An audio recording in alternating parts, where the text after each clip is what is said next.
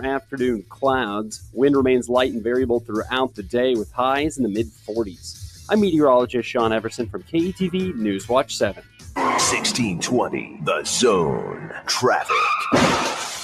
From the Pyramid Roofing Time-Saving Traffic Center. It's a quiet, feel-good Friday morning in the Omaha Metro. There's no accidents or delays to report. Just one thing to keep in mind, 8th Street, both north and southbound between Farnham and Douglas, is closed from now till the end of tomorrow due to the Holiday Tower tree installation at the Heartland of America Park. Otherwise, everything else is smooth sailing for the moment. Once things changes, I'll keep you updated throughout the rest of the morning once traffic starts picking up. Be sure to buckle up and drive safe out there. I'm Joey Colbert. Time-Saving Traffic is brought to you by Omaha Transmission.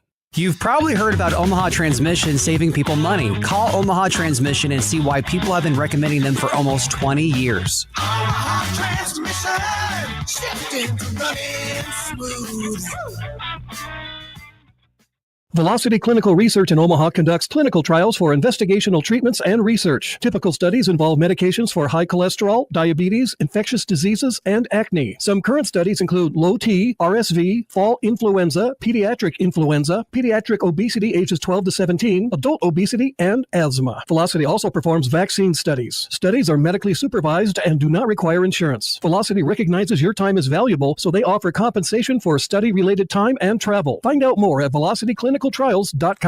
Oscar's Pizza and Sports Grill is always looking to make your game day bigger and better. Cheer on your favorite team this season in front of a 22-foot LED video wall showing up to 8 games at once. TVs are everywhere else you can look with a state-of-the-art audio and video system. Enjoy a big old pizza or award-winning char-buffed wings. There's just no better way to do your game day. Oscar's Pizza and Sports Grill, 173rd and West Center Road. And for takeout at 162nd and Maple.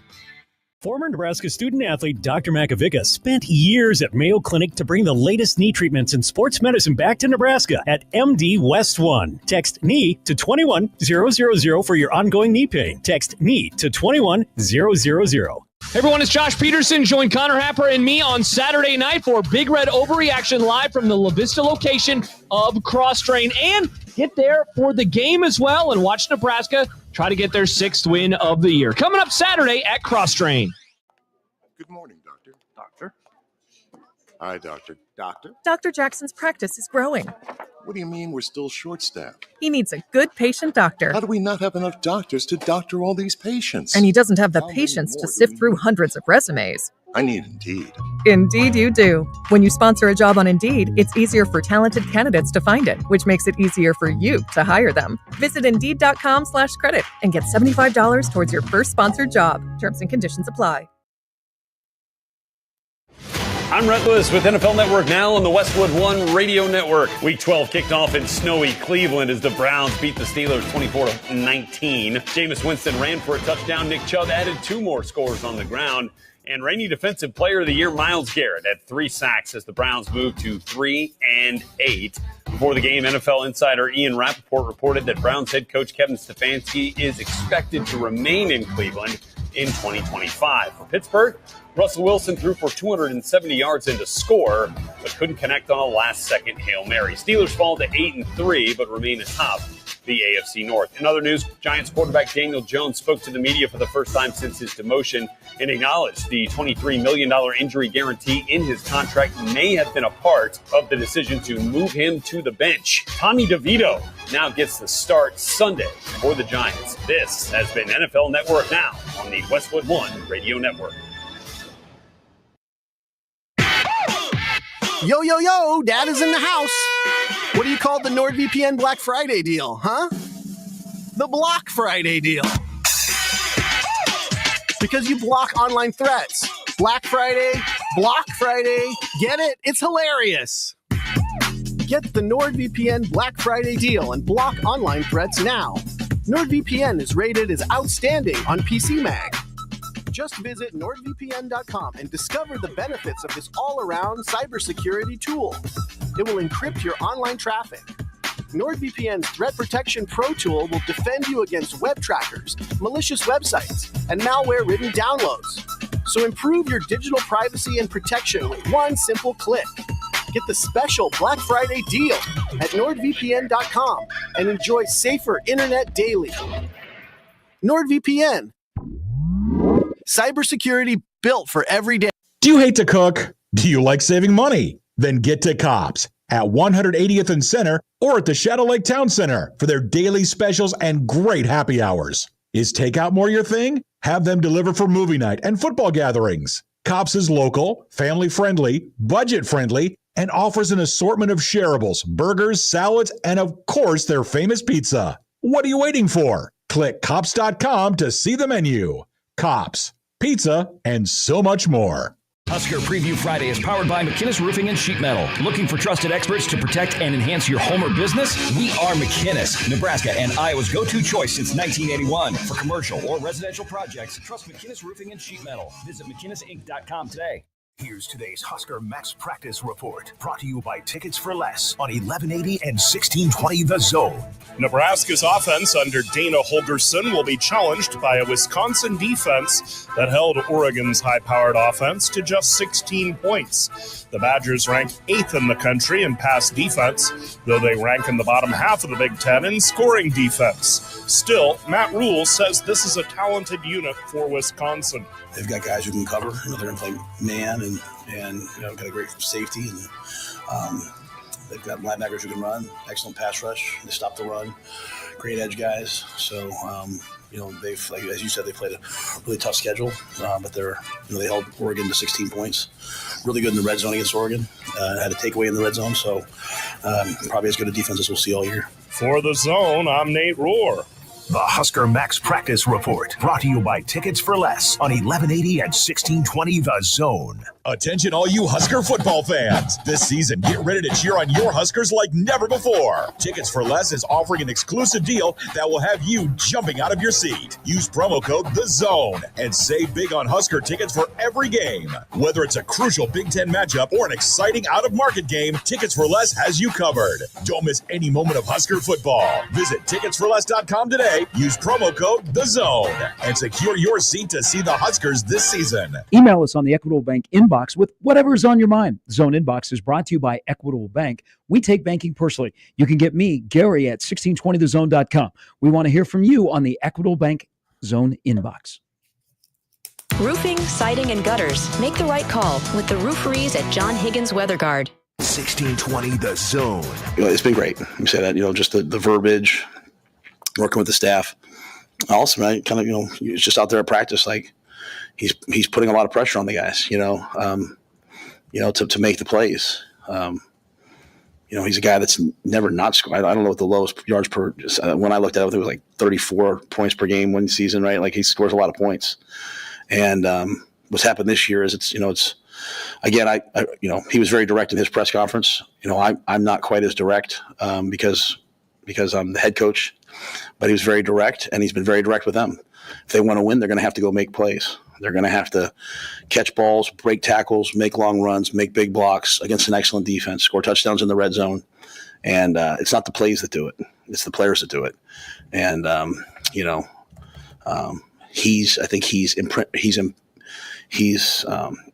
know what the right word is, imprinting that to them. For all year it was like, Sat was saying it to him, but, all the noise was, well, it's Sat's fault. So the players can sometimes be like, well, gosh, if Sat did a better job. Well, no, Dana comes in and he's saying the same exact thing. Hey, go make that play. Like, we're not kicking field goals. We're not kicking field goals on third down in the red zone. Like, go make the play on third down. So I think that's good. That's the way we want to empower our players. We want our players to believe that players win games. And so I think Dana's juice and energy and intensity and the fact that the guys, they have nowhere to turn, except to turn to themselves. I want us to go win the game, and I want our players to walk off proud knowing that they won the game. Coach Rhule didn't win the game. Dana didn't win the game. Tony didn't win the game. I want the players to go win the game.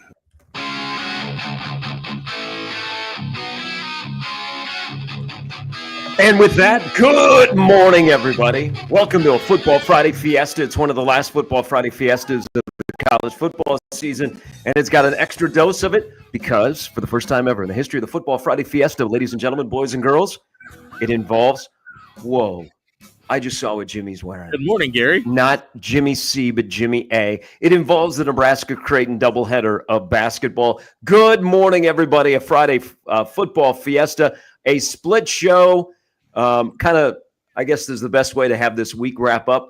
I'm in Cleveland with Bad Hotel Coffee, The versatile and valuable Jimmy Allen is in studio, and the guy that is the constant on the show of where he's at, his butt is currently placed in the producer chair. That is Jimmy Chavez. Good morning, boys.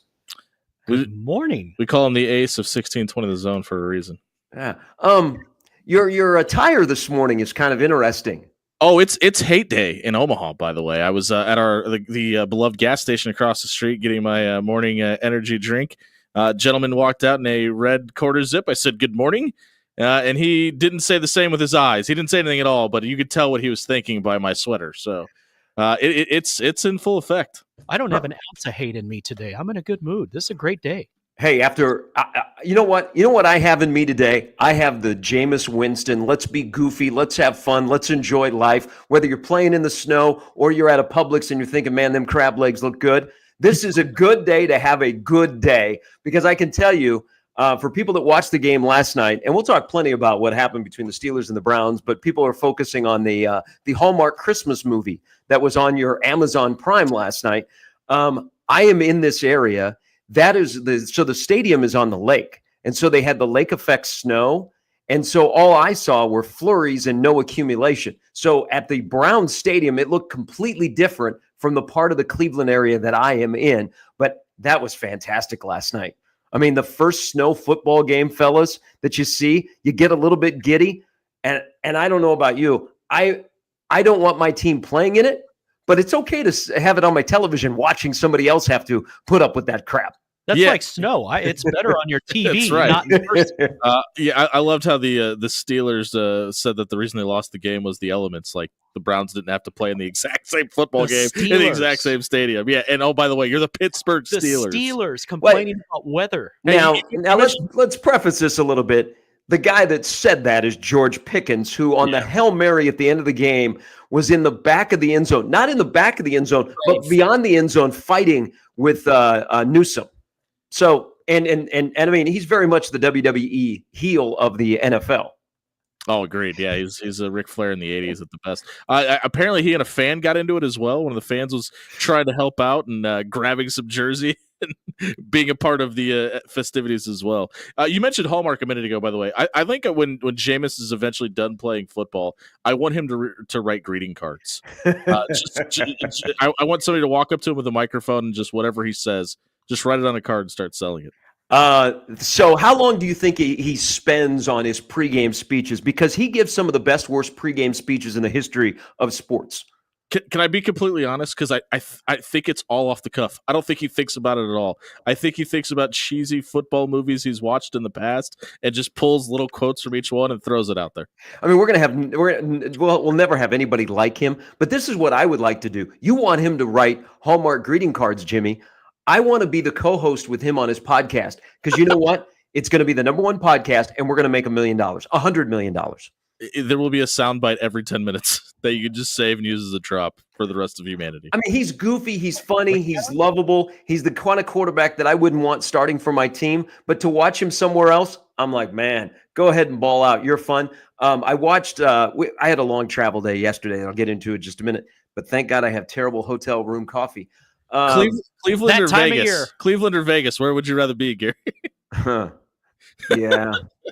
You sound better in Cleveland today than you have all week. They call it. Well, at one point, I was supposed to be in Chicago, but was in St. Louis yesterday. So that's, besides. But after the game, so all the Cleveland stations had the post-game stuff on, and Jameis was perfect Jameis. It was fantastic. That was one of the more enjoyable, because it was really a bad game. I mean, the game actually should have ended 19-18 last night. Yeah. That's how it should have ended, but it ended up 24-19 and the Browns beat the Steelers. Steelers had that one game a year that you're like, WTF. Steelers always have that one game under Tomlin where he makes bad decisions. They should not be losing that game, but it was a trap game coming off the Baltimore game. So they have that one game. They get out of the way. Browns win the game. But after the game, Jameson is all over the post game. And I mean, he's fantastic, man. He is someone that just enjoys playing the sport. He is like what we were like when we were kids, and also what we were like when we were kids. That first time you went and rounded up your neighbors, Jimmy, and you said, "Hey, let's go outside and play in the snow." Oh, and I don't know how many of the snow games in history have been. I got to sit this one out. We wore shorts on Christmas. Great organized football. Yeah. But yeah, I mean, and the other thing that about the Steelers, like this is what I expected them to look like before the season. I mean, I don't think without a doubt they've been the surprise of the NFL this year. Maybe other than the Cardinals, but like that is more what I expect them to look like before the season. I'm hoping they're not hitting that regression period because that defense has been a ton of fun to watch. Hey, they have the right. I don't know that they're a Super Bowl team. They're a good team because they play good defense and they don't have dumb mistakes that beat them. They've had some weird decisions last night, but I'm also going to look at it. They're playing on the road, divisional game after a physical game against Baltimore, but they still could have won that game. I mean, I look at it and I go, how did the Steelers not win? And then you look, how did the Browns not lose that game? When you're 1 for 10 on third down, you're 4 for 4 on fourth down, you lose the turnover battle, you're outgained, but yet you find a way in a blizzard where there were 27 points scored in the fourth quarter to win that game. I mean, come on, that is ideal. That is ideal Thursday night football. Yeah, welcome to Amazon Prime. I really wonder like how much different we look at this Browns team in this run of this season if they decide to go with Jameis Winston first and bench Deshaun Watson. I also wonder how bad is Deshaun Watson? The fact that Jameis Winston, it seems to be a plug-and-play situation. This team looks completely different. Yeah, he's beaten Baltimore and Pittsburgh, and they've scored over 17 points in both games. In case anybody hasn't been paying attention, those are two very good football teams. They are. All right, we got a lot for you. Let me give you the lineup, and then we're going to dive into some stuff because this is a jam-packed Football Friday Fiesta. The usual lineup, Brett Ciancia is going to join us. Brett kind of riled up some people. He put out the blue blood tweet, and people got triggered.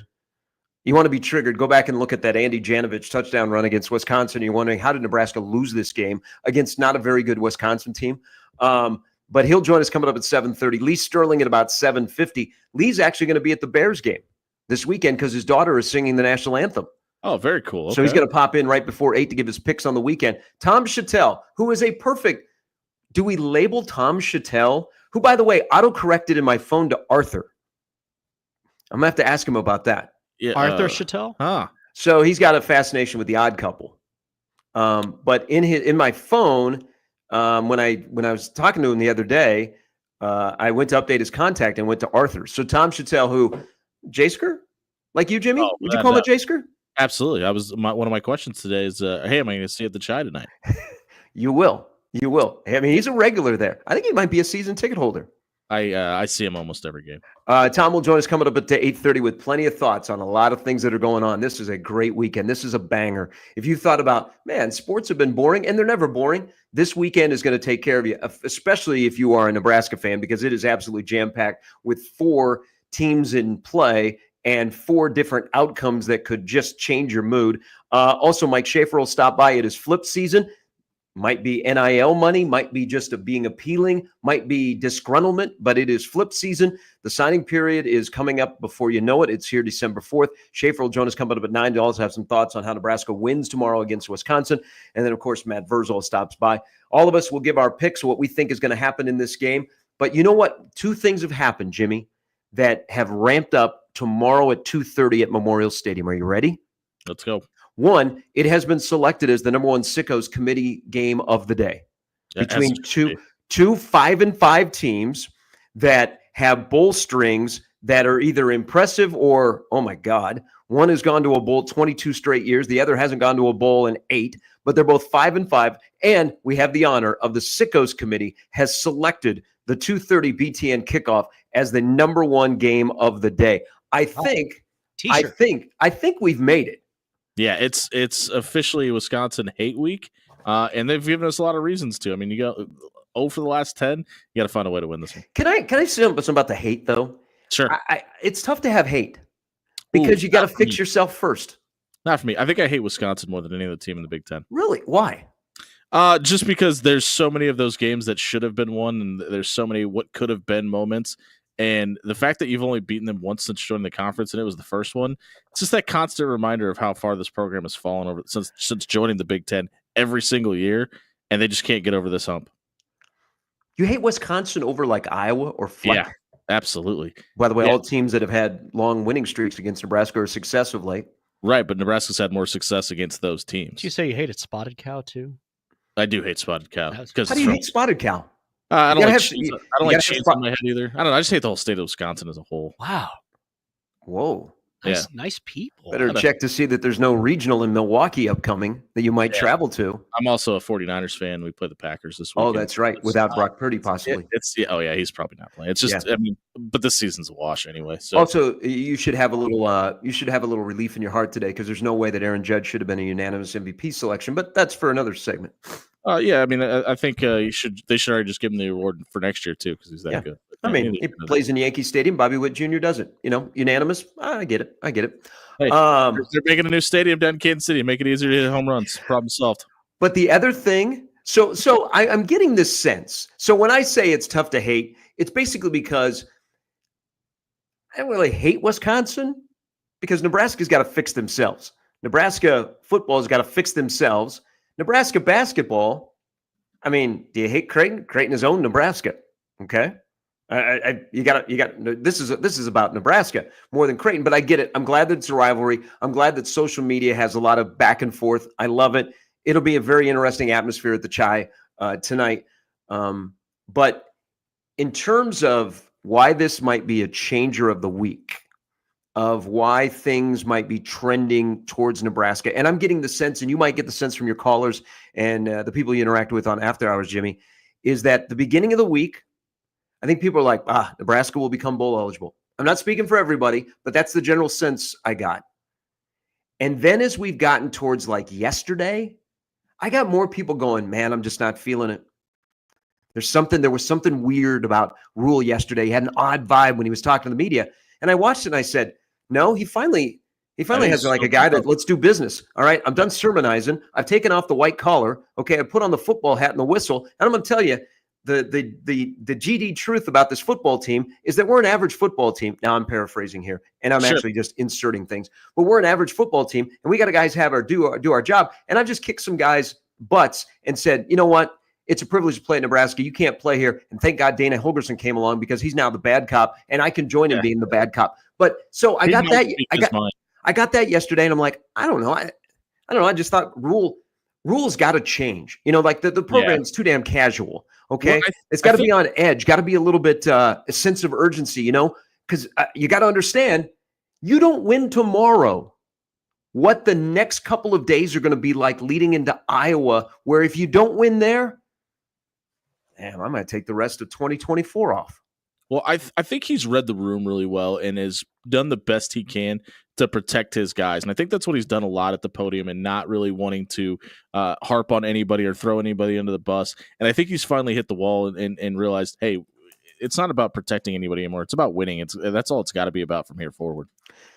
But did you you sensing that people went from, man, I think Nebraska will get 6 because I'm still in the camp that Nebraska will win tomorrow. I am. Man, I feel like they're going to crap the bed again. I feel like it's going to be a 1-score game. I feel like we're going to get kicked in the groin. I feel like this is going to happen again.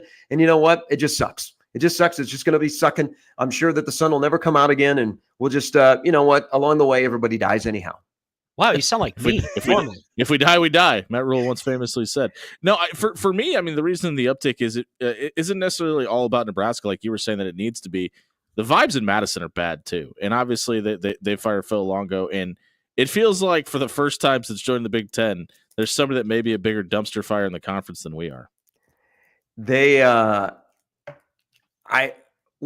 question will be. And we've seen one sample size with Nebraska compared to what's going to walk into Memorial Stadium on Saturday with Wisconsin. And already an offense that, isn't going to wow you, but they may have the ability to run the football with Walker, is who benefits more? And this is kind of a leading question, but think about it for a moment. Who benefits more from a coordinator change? Nebraska or Wisconsin? I think it's Nebraska just because it feels like for what Nebraska wants to do long term, they have more pieces for that. But as far as Wisconsin goes, I like everybody's saying, oh, they're going to finally get back to Wisconsin and running the football and reestablish their identity. I don't think that's necessarily the case, and I don't think you can necessarily change your philosophy and identity halfway through a season anyway. The reason the Hogerson transition worked for me was the fact that you were kind of wanting to run some of these concepts anyway, so it was a little more plug and play than completely changing from an air raid back to being Paul Christ running the football again, and to me, that's why it's a better fit in Lincoln. So along that point, I think that with the coordinator change at both places, and Fickle had some weird comments the other day. Yeah, yes. We don't know how the chain of command is going to go. We think the tight end coach is going to be calling plays, but doesn't it feel like with both teams making a coordinator change on what the personnel that they currently have, that they have to do, at least find something they do well on that side of the ball, that actually they may look like the offense that the head coach really wants to run, where Nebraska still wants to run the football, but they have a quarterback that can throw it. And then I think tomorrow, for the first time in Luke Fickell's tenure at Wisconsin, they will run an offense that he actually wants to run, and that is a ground and pound. Now, they may be forced because Locke isn't going to stretch the field on you, and I like Walker as a running back, and they could run for 150 plus, but I think both teams are finally going to run offenses where they look like everybody on the field is comfortable. I think, to me, the most important thing through the first quarter, and you're going to know a lot about this game, I think, in the early stages of it, is what does the body language look like? Who looks the most comfortable on the offensive side of the ball? And I know there's halftime adjustments and things that can change and injuries that can pile up, but I think whoever looks the most comfortable on the offensive side of the ball tomorrow is going to tell you who's going to win that game early. All right, that's Jimmy Allen, Jimmy Chavez as well. You got the lineup brought to you by the Rooferys of John Higgins Weather Guard. Now, here's what might be changing. So there's Nebraska's a 2.5-point favorite against Wisconsin. By the way, they're a 10.5-point dog tonight against Creighton. That line seems right. It seems on. It started as 11, went down to 10.5. I don't see it going much lower. So I don't either, but I still like the Jays on that line. Ooh, to blow out Nebraska. Yeah, I don't think it's going to be very close tonight. Wow. You still hosting the postgame show afterwards? I am. 402-951-1620. Get a hold of me and Alex Drake. The more inebriated. That would be very awkward for people to be calling the Creighton postgame basketball show while we're on the air. Just saying. Well, 2 years ago, I had psychics. 2 years ago, I had to sit in DJ's dugout after Nebraska beat Creighton in the Chai, and with "Go Big Red" chants all around, and people yelling "Creighton sucks" at us up on the stage. That was a ton of fun. Sorry, you cut out there. What did you say happened 2 years ago? When Nebraska beat Creighton inside the CHI Health Center in Omaha, Nebraska. People forget, Jimmy. Yeah, people forget. I knew where it was going. People forget. But the line, Creighton being a 10.5-point favorite. Has to pay for a drink in the state, by the way. How much you change. But the line for both games seem on par. Creighton being a 10.5-point favorite tonight, that seems exactly right. Were you surprised that Nebraska opened up as the favorite in this game in the football game? No. I was a little surprised. I mean, they haven't been able to beat this team in a decade. Yeah, that's true. That's a factor. But I think also, so we still don't know. There could be two key players on both sides of the ball for Wisconsin that we don't know what their status is. That's good. Nebraska's playing at home. I don't know. There has to be at some point the law of averages that says Nebraska has to find a way just to get there. Like to accidentally win. You know what? And you would take it. Yeah, absolutely. And here's the thing. It's a celebration to get to 6. It's embarrassing because that's been a discussion, chasing 6. Yeah. But it might be more of a sigh of relief because then you can go, okay, what's the next thing? And you've finally gotten over that hump, if you know what I'm saying. Well, you finally got to 6, you go into a bowl game and you could go, oh God, I don't have to answer those questions anymore. I think the biggest struggle is this team just doesn't feel like they've found a way to learn to win. And if you can find a way to get in rhythm, I think it's a lot of the reason they were able to roll early in the season. And after that first loss, it never felt like they really regained their mojo. And if they can just get 1, I think they can get 2 and maybe even 3 to finish the season. Whoa. That's a bowl win, by the way. Well, I mean, 6-6 compared to 7-5 and then 8-5 is a completely different vibe. If it's with younger players that are balling out, and that are making a difference, and the quarterback looks different, and you can get some guys to come along with you too along the way and say, "Hey, that looks like something I want to be a part of," and they can figure it out. But what may move the line this morning, as it's still 2.5, is something happened last night. I noticed for the first time, actually overnight. For the first time since December 18th, 2019, something happen that may affect the Nebraska-Wisconsin game. Now, I know this is very vague, and I don't know if you're a gambler. Well, you're a gambler. If you want to be a guesser, would you like to even begin to guess what happened for the first time since December 18th, 2019, at about 2 o'clock in the morning that may have an impact on the Nebraska-Wisconsin game? It is nothing illegal. Okay, so there's nobody that got nobody got in trouble. Okay. Would you like to guess which, if you are grasping at straws to like, this is finally the time that Nebraska beats Wisconsin, this happened? I have no idea. I can't even venture a guess. Even I don't have a guess here. Do you guys follow Taylor Martinez on Twitter? Oh, is he back at it? All right. Taylor Martinez, for the first time since December 18th, 2019, tweeted last night, or actually early this morning. Yes, he did. How about that? Okay. Well, it's got a little bit of a reason to some ties to a 2025 quarterback. Games. The last time Nebraska beat Wisconsin, what was Taylor Martinez doing? He was playing quarterback and wearing bad uniforms. Correct. That is true. Maybe that's why. See, there's all these curses. The curse against Wisconsin has been because Nebraska allowed themselves to put their bodies inside of those uniforms back in 2012. The worst alternate for Nebraska history? That has to. There isn't going to be much of a debate against that. For what it's worth, Wisconsin's were worse that night. That giant W was pretty. That was a weird night of football too. Yeah, but actually, it turned into an exciting game. And honestly, I think I was more impressed with that win than I was the Ohio State win, because Joe Bauserman wasn't playing quarterback for Wisconsin, but it kind of felt like if you were going to beat a team with a Big Ten identity, that was the one that I thought Nebraska was going to fit in this conference. Corey says on the stream, I wonder if there's any other blue blood program that discusses emotional fragility as much as Nebraska. Curses and the flu and emotions. Well, as Ciancia pointed out, there's a reason that people think that way. Well, look at the Wisconsin-Nebraska matchups, Jimmy. It basically has been a true identifier of what plagues Nebraska football. If you look at the stretch of games that they have not won, there have been some close games in there that they've not been able to overcome. They've not been able to battle adversity, whether it be a bad call or something that goes against them late in the game. They've not been able to buck up and go on to the next play, and it affects them. So that's plagued this program for a while, not knowing how to win. And then there's the other part of flat out not having dudes, where you've just gotten beat because you don't have dudes. You get beat on the line of scrimmage. So Wisconsin has kind of been the mirror during this stretch of what has plagued Nebraska. Well, I think that's why people feel so strongly about this game, is because a lot of Nebraska fans look at Wisconsin, what happens in Madison, is the identity that used to define this program. They see the success that they have, and that's what and maybe that's part of the subconscious reason I hate Wisconsin even more is we see the way they run downhill and the way they play defense, and a lot of people want to see that in Lincoln. It's just not something that we've really seen since the later part of 2012. You can join the Football Friday Fiesta that has a little hoops in it, a little volleyball, a little hockey. Omaha Hockey is home this weekend from Miami of Ohio. I saw Saturday is already sold out. They haven't won at Baxter Arena yet.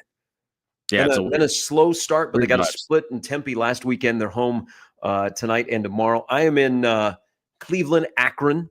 It is Feast Week. It is the favorite MTEs where you get basketball during the day. Omaha basketball takes on Alabama State tonight. They get Akron, and then they get Lamar. So that's where I am. Split show, but you can join the show from where you're at on the 42 Degree Source hotline by your mom's house, 402. Say hello to your mom today, 402-951-1620. You can always email the show into the Equitable Bank inbox. What kind of a day do you think Doug's going to have? A fun one. He's never. I mean, think about it. If you root for Nebraska football and you root for Creighton men's basketball, that you've never had a day like this. You've never had a weekend like this. Okay, this is it. It's.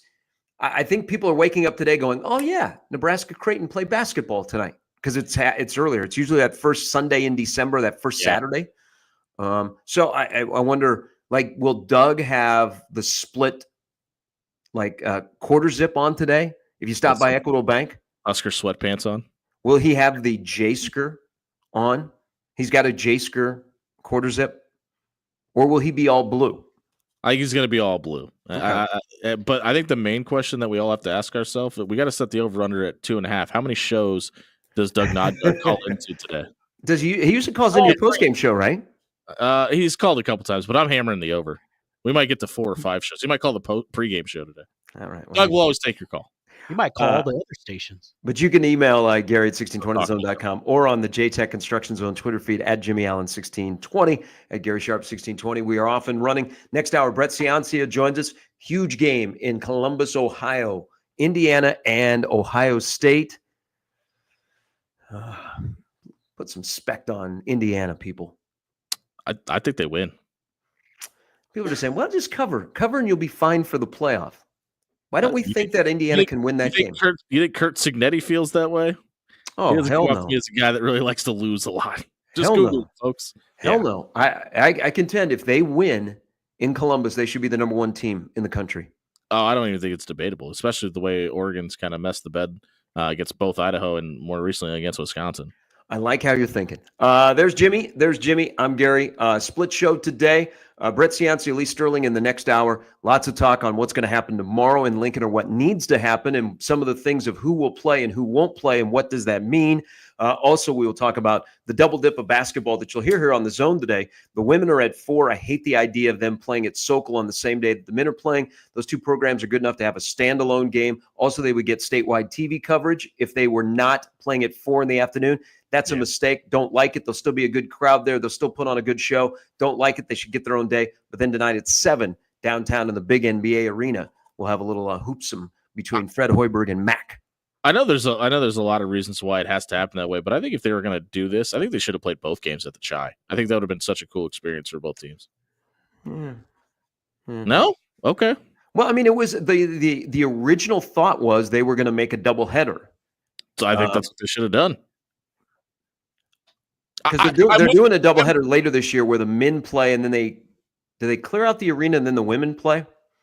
The women are playing UConn. The men have their pink out against Seton Hall earlier in the day. Right. Yeah. I think there's like a 2-hour gap too. And I'm with you. I think they should get their own day and their own stage. But if they're going to do this, I think they should do it in the same venue, especially for this game.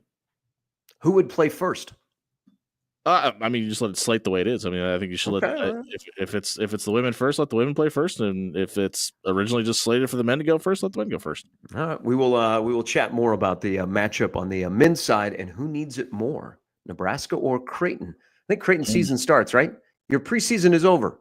Do you enjoy them preseason games? Yeah, I think the days of winning by an average of 35 points is probably over for the season at this point. We're ready for Vegas, though. All right.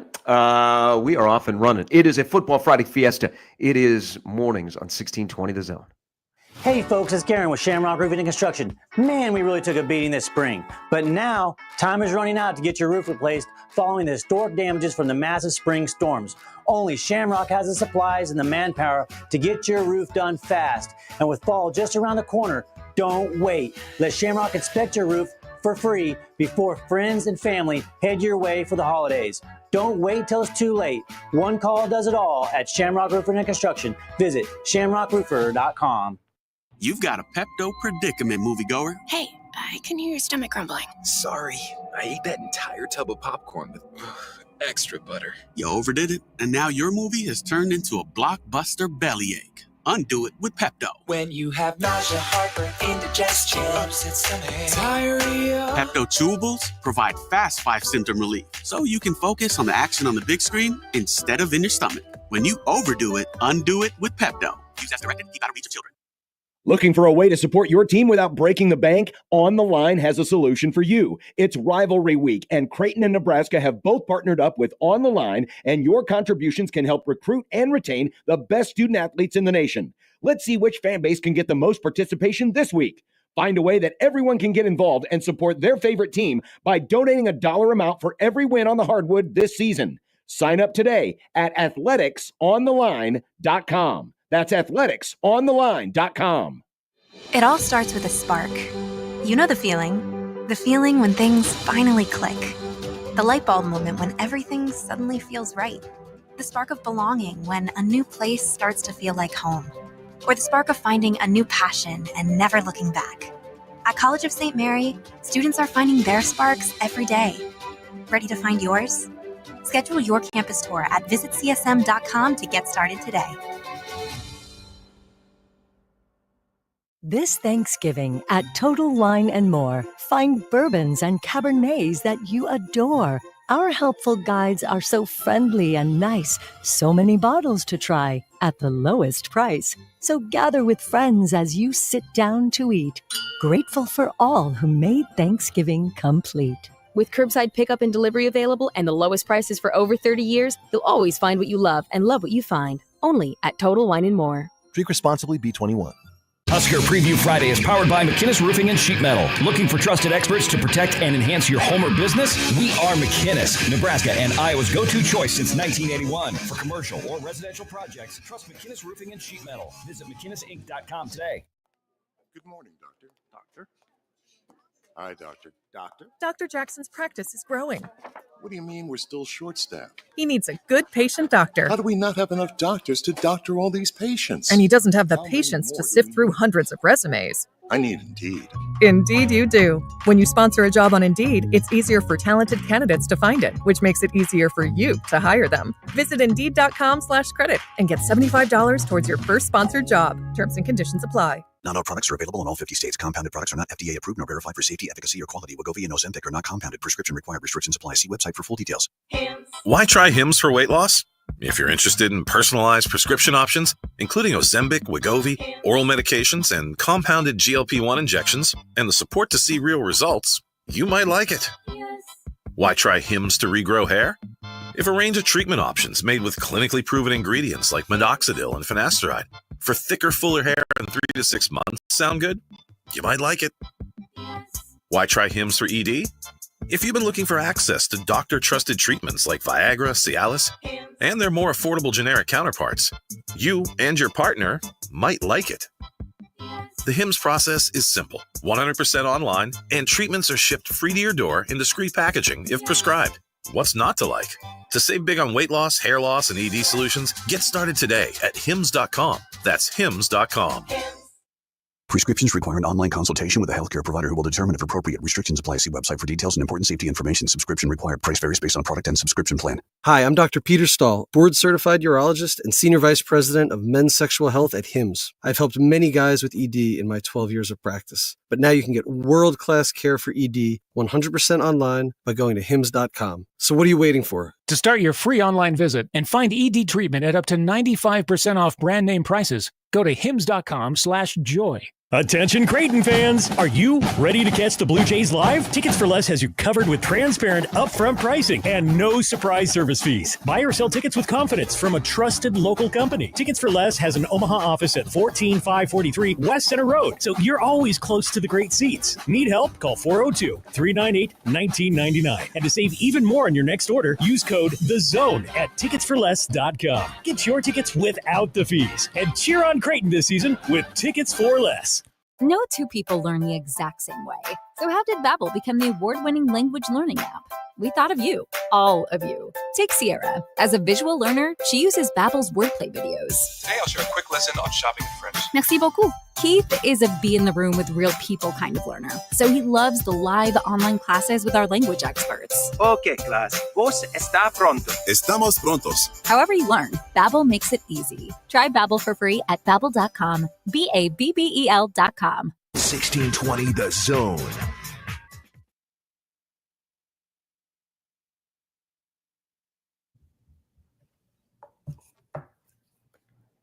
All right, welcome back in, everybody. It is a Football Friday Fiesta, a split show. I'm Gary. I'm in Cleveland with Omaha men's basketball.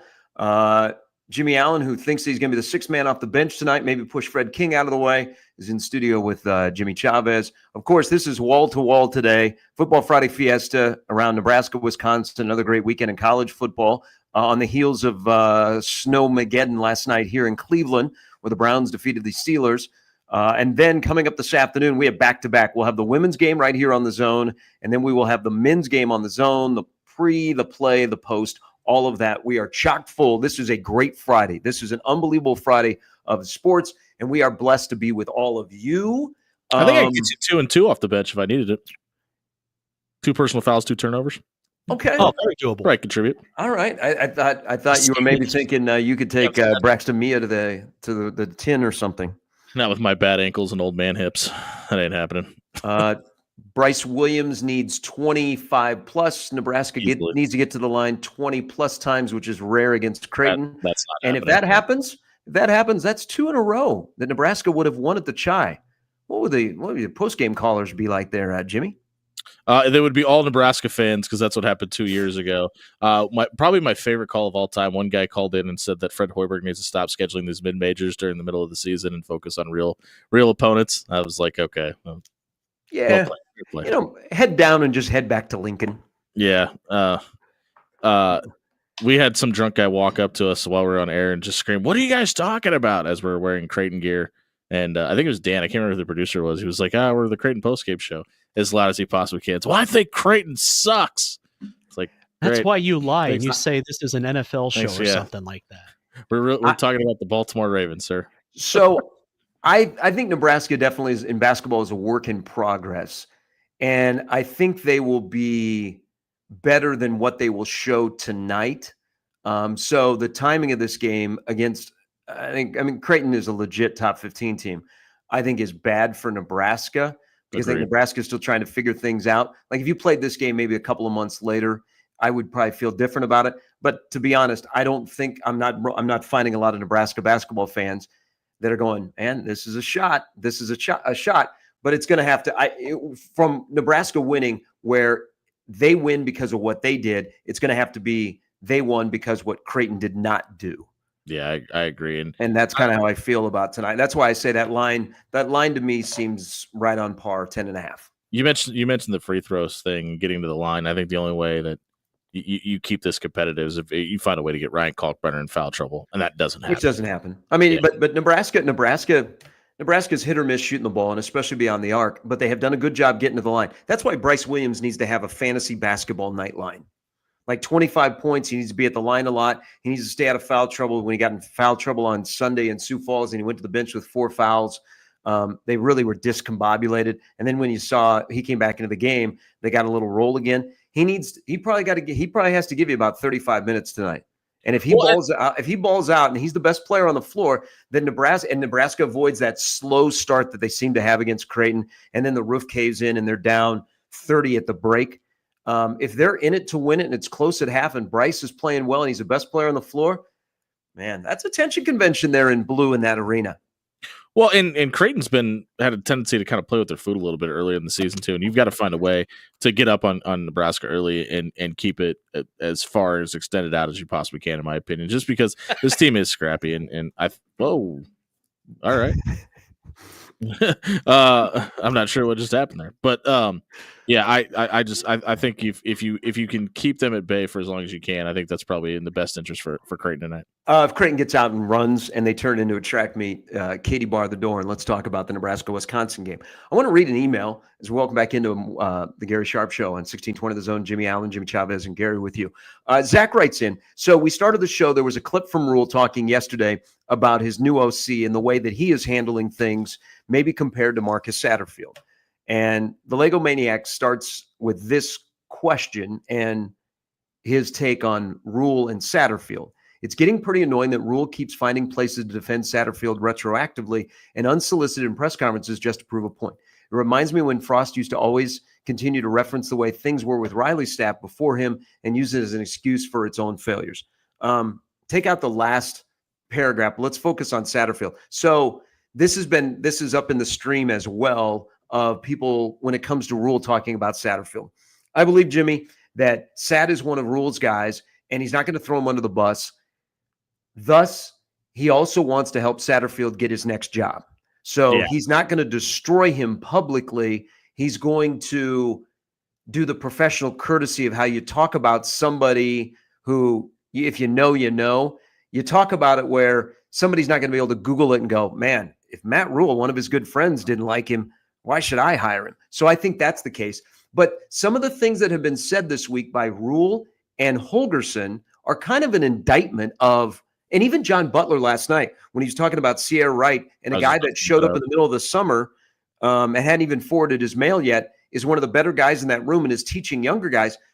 Nebraska's kind of been telling the truth this week, and it can be uncomfortable that, damn, things haven't gone so well this year, and it's a little bit of an indictment of what we've done, but I guess now we hit the reset button because we're shoving guys out and we're bringing guys in that are holding people accountable. That's just my read on how he's handled Satterfield, but it's been an indictment of things that haven't been good in the program that have now been spoken publicly, I think, this week.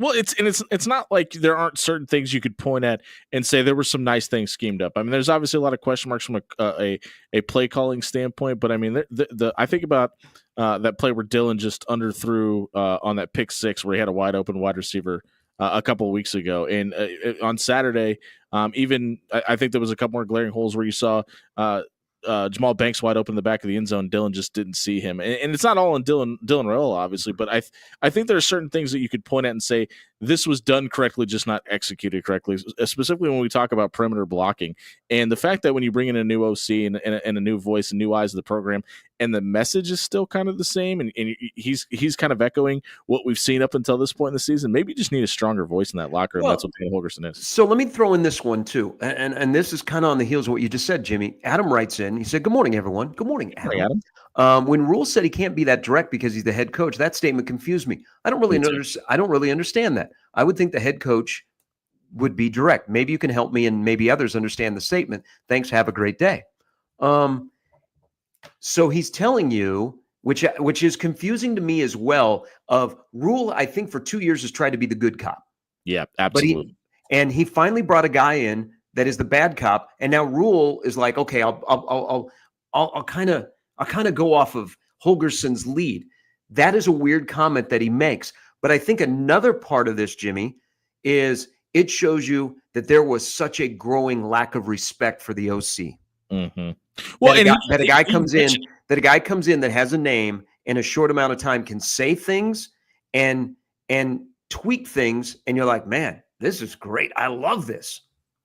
Yeah, and it's a few things. I mean, even Rhule talked about it about the outside noise, right? The outside noise has been, it's been about Sat, and he mentioned that the players were starting to echo that.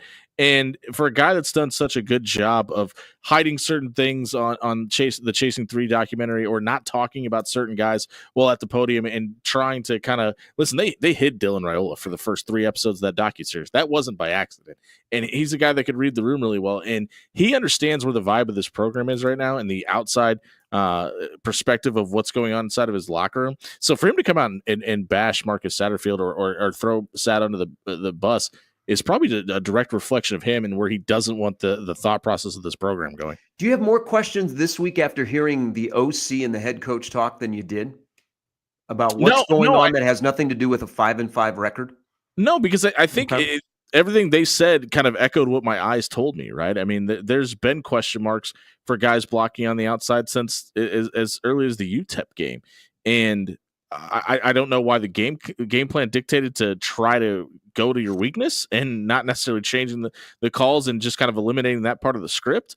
But I think that everything that they've said kind of tells me everything that I already knew. My questions are, well, how do you fix it? And I don't think they can answer that till Saturday. Or until the offseason with either headsets or helmets.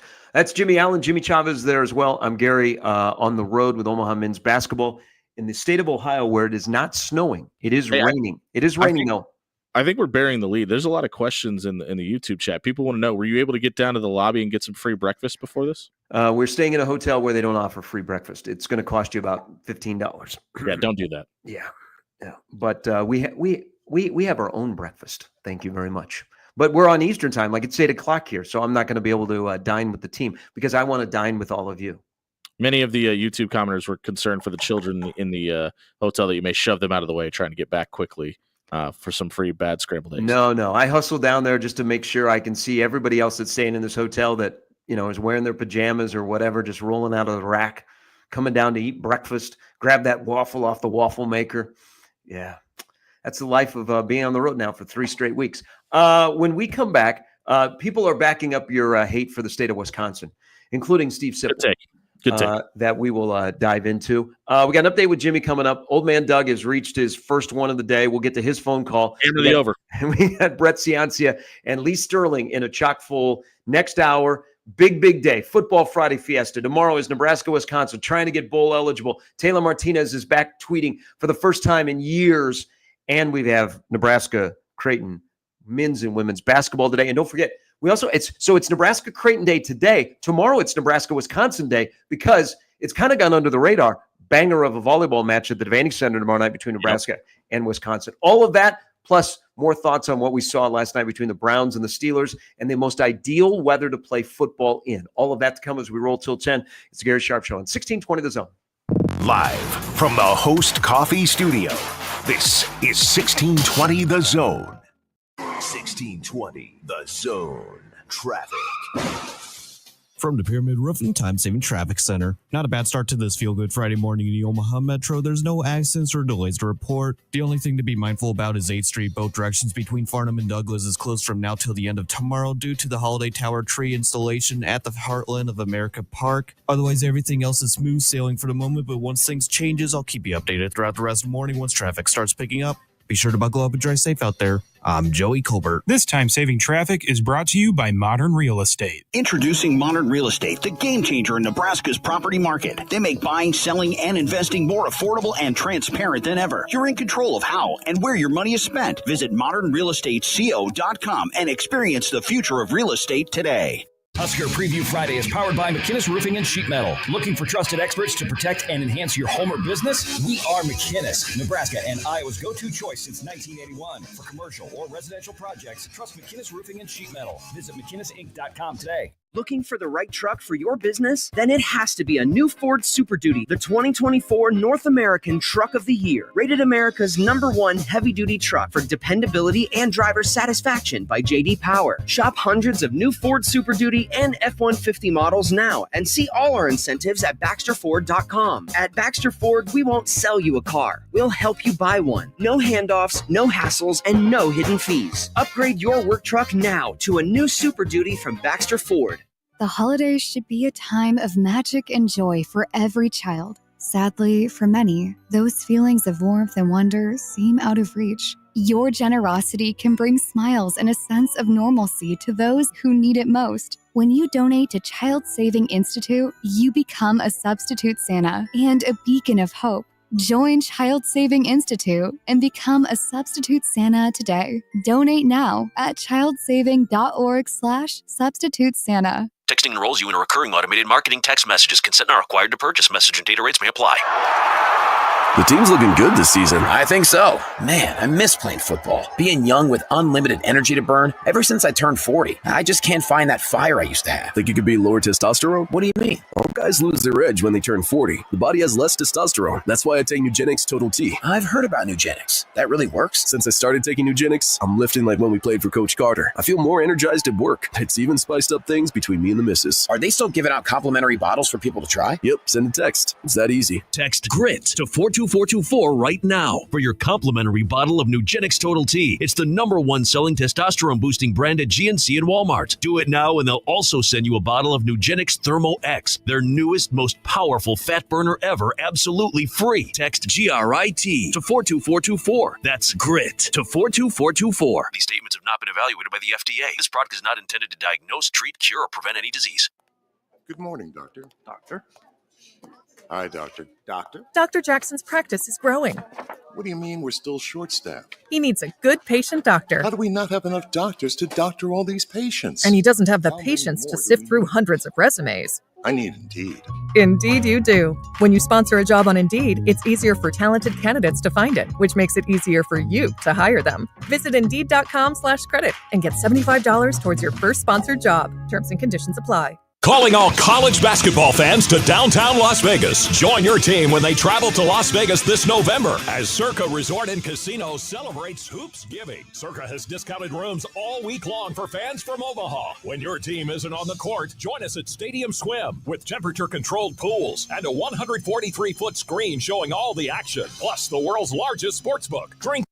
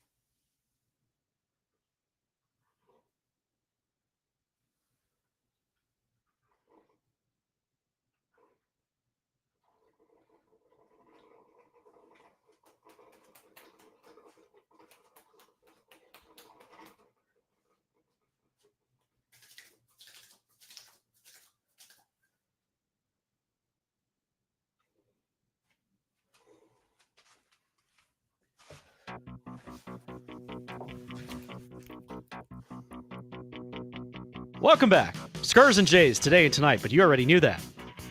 Nebraska Wrestling's Ridge Lovett claimed his first career Big Ten Wrestler of the Week honor. The senior recorded 2 wins in the past week with his second fall and first ranked win of the season. Lovett, who is currently the 5th ranked wrestler in the nation, is Nebraska's first to win the honor since Peyton Robb in December 2023. Volleyball, Nebraska hosts Wisconsin tomorrow night at Devaney. Creighton is at DePaul and Xavier. Omaha hockey hosts Miami of Ohio tomorrow at Baxter. Steelers wide receiver George Pickens was crying last night, blaming snow and conditions on the final play of the Steelers' loss to the Browns 24-19. It's because it was snowing. He thinks all games should be played in a dome. I don't think he really said that, but he probably would say that. Anyway, disgusting. There was a good college game last night. Georgia Tech beats NC State 30-29. People forget there used to be really good college games on Thursday night. Well, there was last night. 2 teams trying to get bowl eligible. 5-star quarterback Bryce Underwood, the number 1 prospect in many recruiting rankings, has flipped his commitment from Louisiana State to Michigan. Of course, he confirmed it on social media yesterday. 6'4", 210 pounds from Belleville, Michigan. He's the top pocket passer in the class. With his flip, he becomes the highest-rated offensive commit in Michigan program history and the top prospect in Sharon Moore's inaugural recruiting class. He's going to need it. Shohei Ohtani captures the most valuable player awards in the National League, while Aaron Judge does it in the American League. Both guys very good at baseball and have proved it. Ohtani won the championship, by the way. Finally, Jason Kelce will try his hand at late-night television early next year. Just what America needs, more Kelces. He announced during an appearance on the Jimmy Kimmel program that he will host They Call It Late Night with Jason Kelce on ESPN. The 1-hour show will tape on 5 straight Friday nights beginning January 3rd. That coincides with the last week of the NFL's regular season of the playoffs. The show will be filmed in front of a live audience from Union Transfer in Philadelphia. It'll air very late. Midnight, something like that. I got you. He's back. Welcome back. Thank you. Thanks, Jimmy. Coming up at the bottom of the hour, Brett Ciancia, big day tomorrow of college football. Of course, all eyes are in the Big Ten, where, Michigan gets a Michigan kid to come for money away from LSU. 3 of the top 4 quarterbacks in the country last year are playing in the Big Ten or on Big Ten rosters. It's now, I think we're shrinking the gap. It's not just the SEC that pays players, it's the Big Ten. Good on them. Colorado got a big one yesterday, too. Yeah, and they didn't have to pay much for him because I think it's different. When you get into Deion's orbit, and if you do well, you're going to get paid instead of getting paid to come there, which, that's the balance. But kids, remember this. You are worth whatever someone is willing to pay you. If they're willing to pay you $10.5 to $12 million, then that's what you're worth. And that's how the world should work, folks. I wonder how many schools in 4 years of in the history of the NIL have actually spent $12 million on a player, like allegedly is being reported on Florida what Underwood got to go to Michigan. Yeah, no, it's I know it's a $12 million. That's an easy choice. There's a bigger part of what happened yesterday in flip season because LSU and Brian Kelly are involved, the Big Ten, Sharon Moore, NIL, how you build a roster, the money, all of that kind of stuff. But it does show you that if this is true and Michigan's gigantic alumni base, that's kind of scary. But it also shows you, I think, what a great rivalry Ohio State-Michigan is. Because if Ohio State's going to pay money, Michigan's got to pay money, right? Yeah, you got to keep up with the Joneses in today's world of college football, and especially if the big rival down the road is putting up the cash, you got to match the dollars. And that team in the state that I'm in takes on Indiana. Brett Ciancia coming up at 7:30. Lee Sterling as well. There's Jimmy and Jimmy. I'm Gary. Let's welcome in. What did you say the over/under was? 2.5. We're already at 1. Here is one. Old man Doug joins us now on the 42 Degrees Source Hotline. Good morning.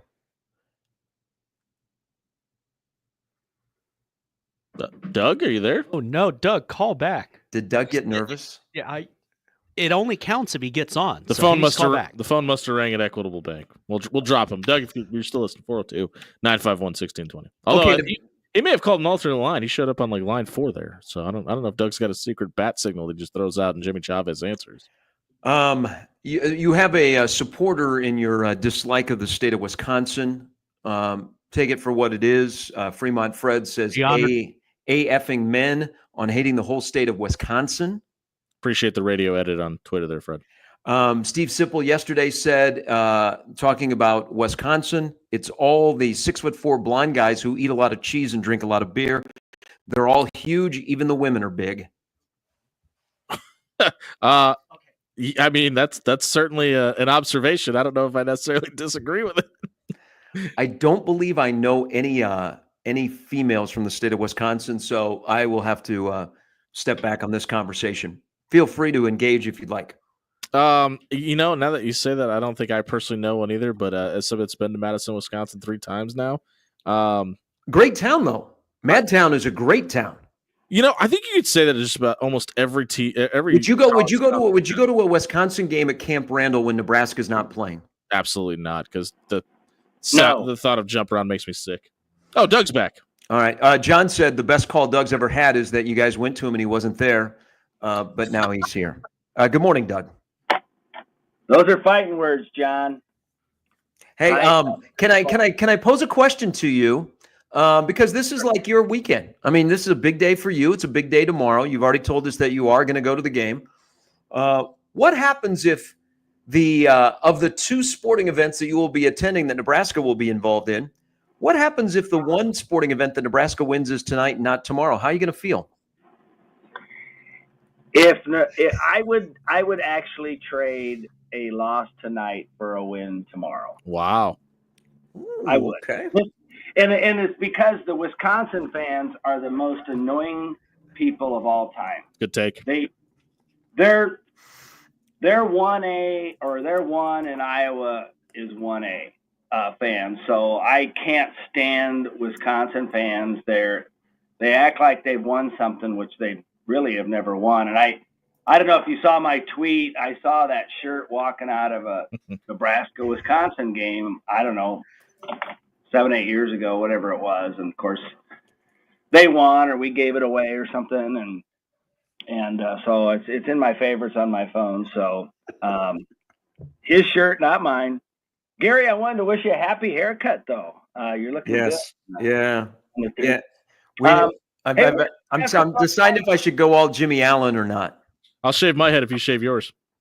Thanks. Where's Nebraska ball, Mike? But they, the game tonight, in my opinion, couple things I think are going to happen. I think they're going to try to collapse on Kalk.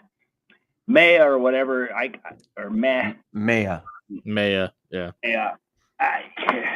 I don't know. He doesn't do. I mean, I haven't been impressed with him, honestly. McAndrews could get going here, and if the Jays are able to shoot step-in threes, it's all over. I think their height in the back advantage on the backcourt could be an issue. Like I said, with Greisel, when he backed, I'm trying to think who he backed down. Nemhard, I think. That was a basketball sometimes can be about matchups. So I actually would, I don't bet unless I go to Vegas, which I just got back from, and I think I lost all my sports bets except I took Michigan plus 14.5 against Indiana. Indiana, yeah. And I think Indiana gets exposed tomorrow. And I think they're going to be a one-year wonder when those James Madison good players, are done. What else is there? But I've been wrong before, and we're in this football purgatory. But again, at least I have Creighton. But yes, I would trade.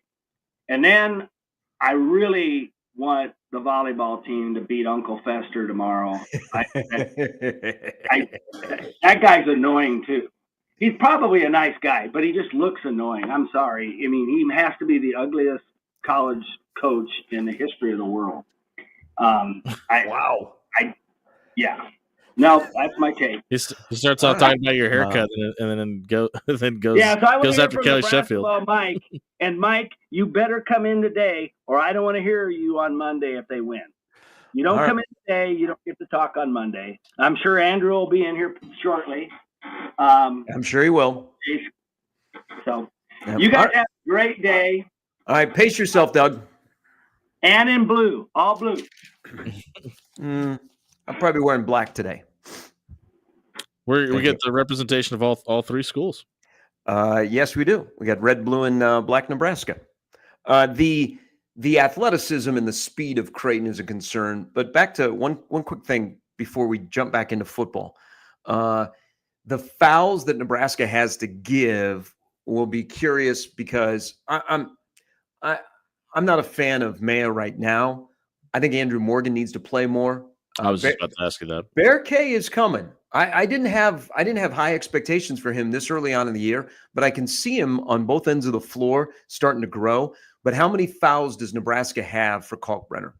Remember, Kalkbrenner, Jimmy, last year, he didn't get his first touch in that game until about 10 minutes in. Now, he didn't need to when you have Shireman draining threes and Alexander's doing what he's doing and the threes were just falling.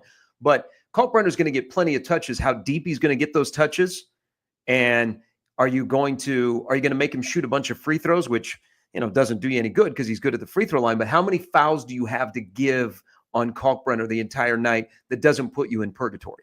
How deep he gets those touches is the interesting part to me, too, because when Creighton's needed some sort of spark, that's been their go-to. Obviously, we've talked to Stephen Ashworth on the Roll Jays podcast a couple times, and he's talked about, listen, that's where the offense needs to start and finish at, and let it fly is not going away anytime soon. But when you've needed to break glass in case of emergency situation this year, which surprisingly in a couple of droughts they have against the lesser competition, where Kalkbrenner is getting those touches at has been the difference. Instead of being 10 to 15 out, he's getting them right under the basket. And that's kind of been the way the MAC has ran this offense when they've needed a basket this season. Let's shift to something that was brought up yesterday. He's been battling an injury. So Tommy Hill is done. Going to shut her down. Probably should have shut her down earlier. It has been kind of a mess of a season. Was labeled as an NFL guy at the beginning of the year. He's going to have a chance to get on an NFL roster and get drafted. But he has been battling an injury, and there have been times where if he just can't play up to par, maybe it looks like he's checked out. It looked like there were a couple of business decisions against USC, and that hurt Nebraska. So Tommy Hill is done for the last 2 games, and now he can focus on getting healthy and going to the Senior Bowl and getting to the NFL of where he wants to go. But whether it be the mental part or the physical part, the Tommy Hill experience, I think, Jimmy, is a microcosm of Nebraska's entire year. So there was a lot of buildup at the beginning of the year for Tommy Hill. We talked a ton about him in the offseason. I mean, remember when he first got here, we went through the back and forth of why can't this guy get on the field? The last time Nebraska played at Iowa, Tommy Hill was lined up as a wide receiver. And so he gets put back on defense when Rhule and his staff get here, and we're like, oh man, that guy can play. And then the whole offseason, we talked about Tommy Hill. We talked about the lack of Nebraska guys that get drafted, and Tommy Hill is going to break that. Man, could Tommy Hill be a first-round guy? So I think now that he has shut it down, remember nobody used to throw the ball his way. The last 13 targets towards Tommy Hill, he's given up 11 catches and 3 touchdowns. That's not a guy that's going to be in the NFL. So, but why I say that Tommy Hill is kind of a microcosm of the Nebraska season. What's the lasting memory of the Tommy Hill 2024 experience, Jimmy?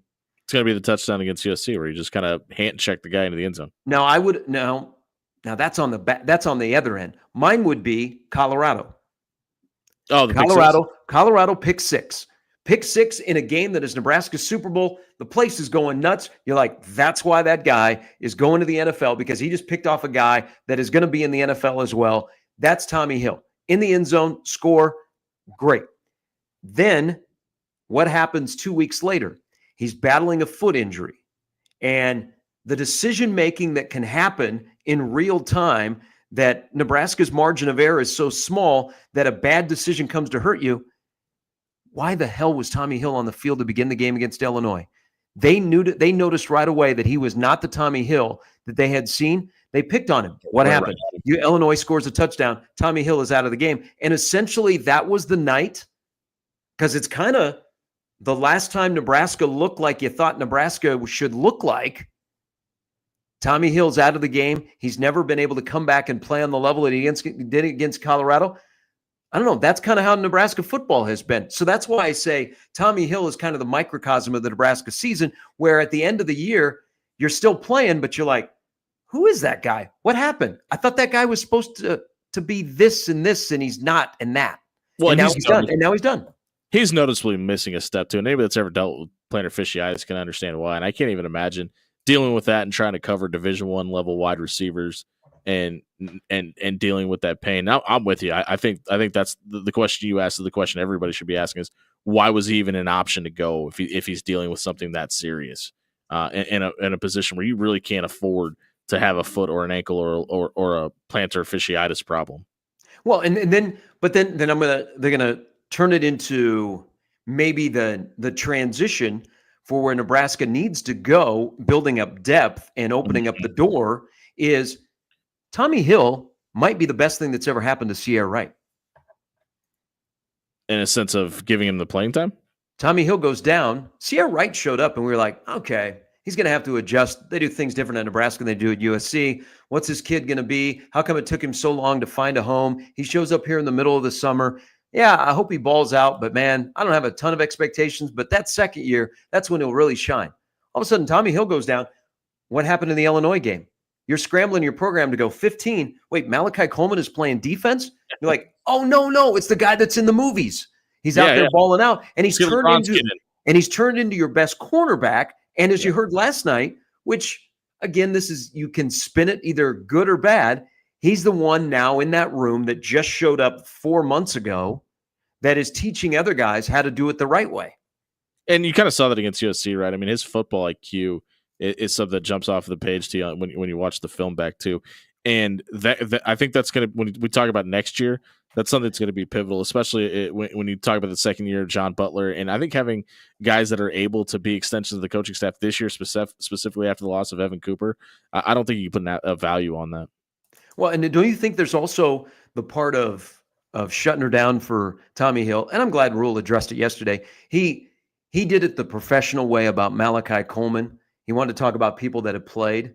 Mm-hmm. That's a conversation for another day before December 9th. Doesn't it feel like in the last two games where if you're a young defensive back, you're not Jeremiah Charles that's going to have Ethan Garbers pick on you like UCLA did when Charles started. You're going to face Locke and then probably Stratton, because I think the Cade McNamara era is over in Iowa City. Sure feels like it. And what an era it was. It got a Ferentz fired, and it got a Ferentz on the hot seat. But if you're going to throw young defensive backs out there, and they have some young dudes, and they got to start playing them because they have an abundance of young guys that are just knocking on the door, that are working with the twos in practice, but game day, they're still on the sidelines because they want to redshirt them. It seems like it's an ideal time the next 2 weeks if you're going to slide a young guy out there to get some snaps, because you're going to have two quarterbacks that are not going to stretch the field. They're basically going to challenge you to play wide receivers that you can at least battle with and keep plays in front of you where it'll be more on tackling than your coverage skills.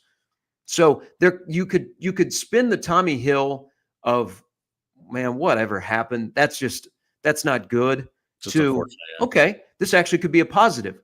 That's what good football programs do. They don't let one thing that you thought was going to be a positive for you derail your entire campaign. You go, okay, next man up. Well, maybe Nebraska has made that transition because they have to at defensive backfield with next man up. I can't wait. Everybody's excited about Quinn Clark playing tomorrow, and I can't wait because the kid's a freak. Dad was in studio yesterday. Hope you enjoyed it.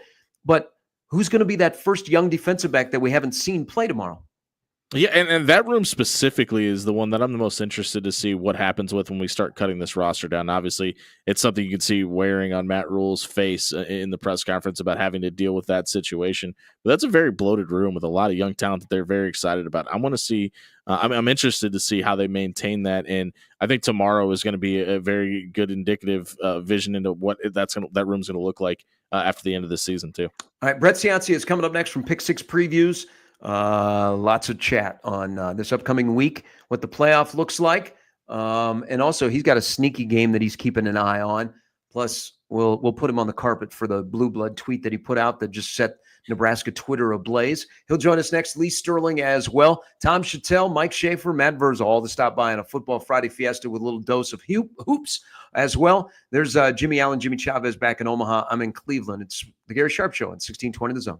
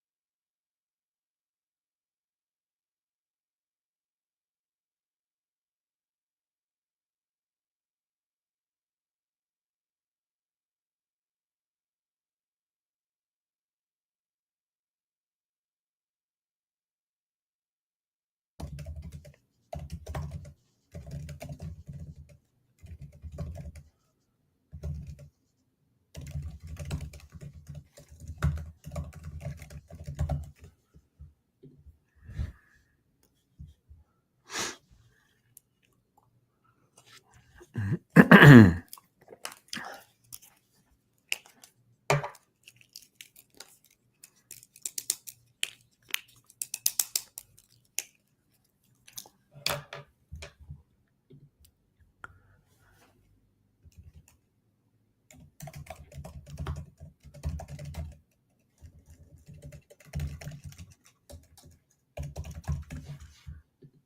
right, welcome back. Gary Sharp Show on 1620 The Zone, Football Friday Fiesta. This is the number one Sickos Committee game of the day tomorrow, Nebraska and Wisconsin. I have been watching on YouTube the Andy Janovich 55-yard run that made it 21-20 for Nebraska with about a little under 4 minutes to go. That was a 2-3 Nebraska team against a 3-2 Wisconsin team. Yeah, and maybe my favorite moment of my Nebraska fandom, by the way, during that game, I had ran to the restroom and literally was coming up the tunnel in the north end zone as he broke through the hole. Literally perfect view. Right, you can almost see me on the camera too. Like I'm literally standing at the top of the tunnel as the run broke free, and it was. I thought it was it. I thought it happened, and then they go down and they make that field goal. And it's the place is going nuts. Oh yeah, everybody thought finally. I mean, two not very good football teams. My throat's blaring over the PA. Yeah. Two not very good teams playing, but Andy Janovich, of all people, goes 55 yards. He actually made a couple of guys miss in the hole and then made another guy miss, and it was free to the end zone. But then, of course, the field goal. And then there's the Taylor Martinez run in the Big 12 or the Big 10 championship game. People forget, Jimmy, and especially against Wisconsin, there's a lot of great memories that are all part of a loss. Yeah. that happened to happen against Wisconsin. There's a lot of if we could have just finished in this series, but I'm literally like in that day I'm in a dead sprint to the top of that tunnel, and as I'm coming out of the tunnel, the hole opened up for him to run through. Like it was like a scene out of a movie. I wish I'd had my phone out to record it. All right, Brett Ciancia coming up here in just a bit. We will get back into the discussion about how big the game is. I said yesterday this might be, and every game is a referendum, and every game is a big game in Nebraska. But you're 22 games in, ready to play 23 with everything that's on the line, all the streaks that could end or the streaks that can continue. You also did something in Matt Rhule. You rolled the dice. You tested your team.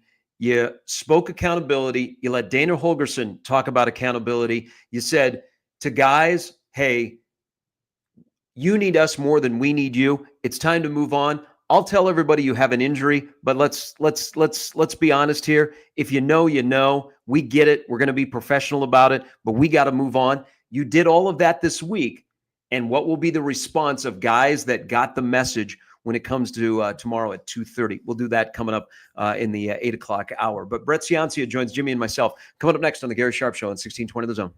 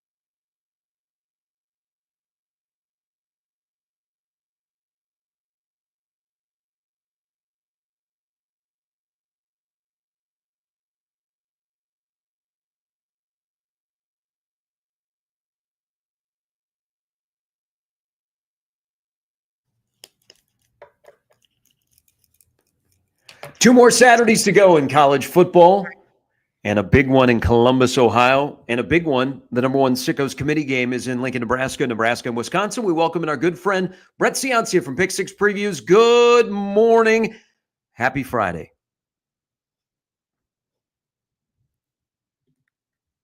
Days left. This season has really flown by. We wait all year. We wait for the Pick Six Previews to show up so we can download the digital copy. And then you're right, the season is almost over. But we have to talk about something.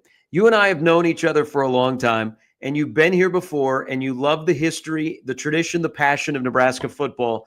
And you have so many Nebraska customers and people that engage with you.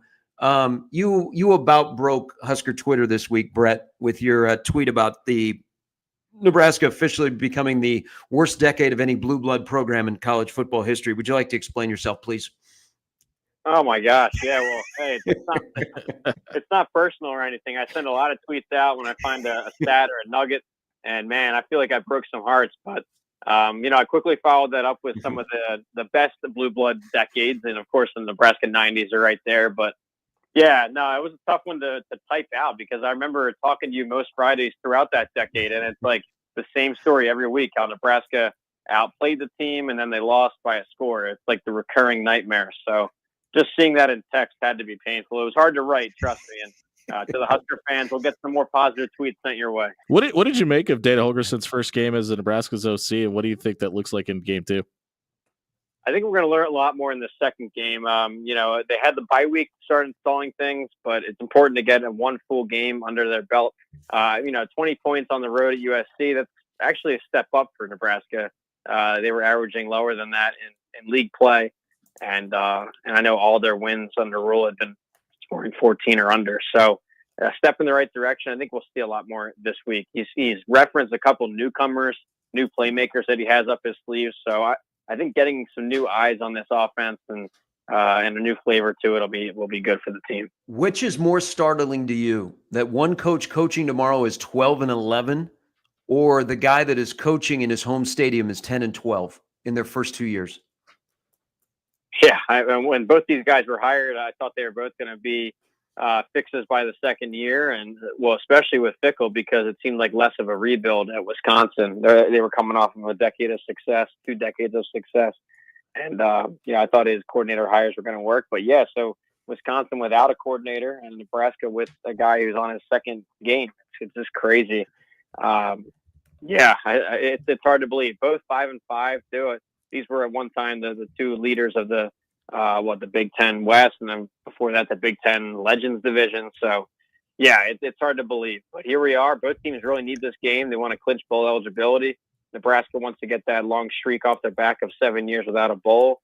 Also want to break that losing streak against Wisconsin. And guys, this series, they're always close, Nebraska. In fact, they lead most of these times in the fourth quarter against Wisconsin, and some kind of curse takes over. So they're right there. You want to see them close it out this time. What would surprise you more, if the Nebraska-Wisconsin game was a double-digit score differential, or if the Ohio State-Indiana game was a single-digit score differential? Oh, that's a great one. Great question.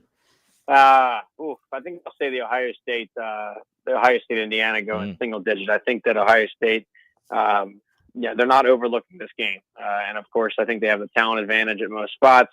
They do have to replace their center. Their All-American nominee center, Seth McLaughlin, was just knocked out with an ACL. But aside from that, this team is ready to roll. This is what they prepared for. This is what they recruited for, and got the transfers in for a major game like this. So I think Ohio State wins it by double digits.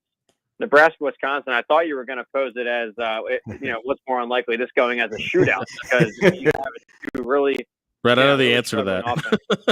Yeah. 2 struggling offenses. Wisconsin lost their starting quarterback in week 3, and Braden Locke, the backup, has been very inconsistent. Same amount of touchdowns as picks so far in his starts, 9-9 for both. So, I see a lower scoring game here. So let's go back to the game in Columbus, because you and I are brother in arms. We don't want to talk hypotheticals. We want to talk about the games. And Indiana finally gets to play it on the field, and then we can make a decision on them. But just a little bit of a hypothetical off what you said, Brett. If Ohio State covers, which is nearly a 2-touchdown favorite, what does that do to the perception of playoff Indiana, in your opinion? Well, it's tough with Indiana this year because part of it they couldn't control, and that's the schedule. And with this rotating Big Ten league schedule, they don't pick who they play, and it turns out that their schedule is one of the easiest in the country, easiest in Power 5. So you don't have many other items to stand on with that resume. The Ohio State loss would hurt, but then I was tough on Indiana earlier in the week. I was just evaluating the resume, but then I want to ask this question: what's worse, losing to Ohio State by 14, say? Or Notre Dame losing to a MAC team in their own stadium, a 5-5 MAC team. So I don't know why Notre Dame is off the radar. I don't know why Penn State is off the radar. Because if we're going to evaluate these one-loss teams, I think everyone's got to take a look at these other ones too. Because Indiana, to their credit, they have blown everyone off the map. It's no fluke. It's no one-score games. They're just destroying everybody in their path. So that part's impressive. And when you look at them statistically, both sides of the ball, they're elite. All-American candidates all over the place. So, yeah, I want to see this matchup. I'm really excited. Let's say Vegas is right and Ohio State does cover by double digits. Do you think what we've seen from Indiana up until this point is more indicative of who they are, or what we see against Ohio State tomorrow is more really who the Hoosiers are this season? Well, let's put it this way. In the old model, in the BCS or the 14 playoff, it would be a knockout punch. I think if you go up against the only elite team on your schedule and you lose by 14, you'd be out. But we have a new world here, this 12-team playoff, and 11-1 resume with only, it almost becomes a positive, with only a loss by 14 to Ohio State. They're still in consideration. So it's just a whole new game, whole new sport with this 12-team expansion. So 11-1 with a loss by 14 to Ohio State in Columbus. I think it's a competitive resume. You'd have to compare them to, like I said, Notre Dame, Penn State, a runner-up Miami if they were to lose, maybe Tennessee, the best SEC at large there at the end. So it's a competitive resume. It's not game over, but they're also certainly not a lock. Brett Ciancia from Pick Six Previews joins us. If you've not done it, and I don't know why you haven't, make sure you become part of his community. You can follow him on Twitter at Pick Six Previews. Help us make some sense of the Big 12, because we live in a college football world, and it is fabulous in 2024 with the expanded playoff that we have made it to the next to last weekend of the regular season, and Indiana, Army, BYU, Arizona State, Colorado are all in play. Help us make some sense of what's going to happen in the Big 12 this weekend with a big game between BYU and Arizona State and KU Colorado as well. Yeah, it's a crazy season because in the preseason consensus, BYU and Arizona State, they were picked towards the bottom of the league. They were afterthoughts. It was all about Utah, Oklahoma State, Kansas State. Those first two have 6 losses each. So. Yeah. This one here, game of the week in the Big 12 and really for the Big 12 title race is BYU at Arizona State. I just finished up my game preview of this on KSL.com, and a lot to like in this matchup. I hope everyone gives it a glance at 3:30. You might have to get a second monitor going, but this one, it's BYU's biggest game in decades, Arizona State's biggest game since 2014. You have two really strong defenses. BYU has really been great turning the ball over, getting takeaways, top 5 in the country in takeaways. But with Arizona State, the question is their offense has really expanded. At first in September, it was all about Cam Scatteraboo. It was their do-it-all running back, getting all the carries and touches. But they've since unlocked their quarterback, Sam Levitt, now 9 touchdowns, 0 picks the last few games. And Jordan Tyson, their receiver, leads all receivers in November in the country. So they're finding a new gear here. And both these programs are ahead of schedule on their Big 12 transition. We saw Boise State grab that 4th seed in the college football playoff bracket because they're the highest ranked predicted conference champion at this point. If one of these Big 12 teams is to win out and win their conference and Boise State wins out, do you think there's still a possibility that the Big 12 champion ends up jumping Boise State due to resume and grabbing that 4th seed? Yeah, I think it should be that way, especially if it's BYU, who's the front runner right now, because at the end of the season, when you look back, BYU will have multiple wins over ranked teams. I mean, their SMU win has really appreciated in value, and they've run through a Big 12 gauntlet compared to the Mountain West. And I know it's a tough non-AQ conference, but I think the Big 12 is tougher, and I think the BYU will have higher-end wins at the end of the season. So I'll go with the Big 12 champ. Hey, this is kind of the SEC take the week off week, and they're playing directional schools that you have no idea what state or what city they're from. But the SEC is always in play, and I'm looking at the weather. You're in Pennsylvania. I know it snowed there. I'm in Ohio. In Cleveland, it snowed here. I'm thinking of the SEC teams that might have to go to State College, Bloomington, or Columbus and play in the snow, and I think it's absolutely fabulous. But what's your read on the way that the playoff committee has handled Georgia, who just came off a big win against Tennessee? What are they seeing in Georgia that maybe we don't see, or maybe we see something that they don't see? Well, I think it's about fair so far. At Georgia, they do have the 2 losses, but they do have 2 quality big-time wins. That Clemson win in the opener, 31-3, that's growing in value. And they just beat down Tennessee, who's one of those teams in the pack. And of course, the Texas win might be one of the best wins in the country. So actually, it's 3 quality wins. So it's just a lot of quantity both ways. It's 2 losses, but also 3 big wins. They were dealt the hardest SEC schedule. You know, if you think of it as a top 5 over there, they had to play 4 of them, and they're the 5th. So it was a really brutal SEC slate.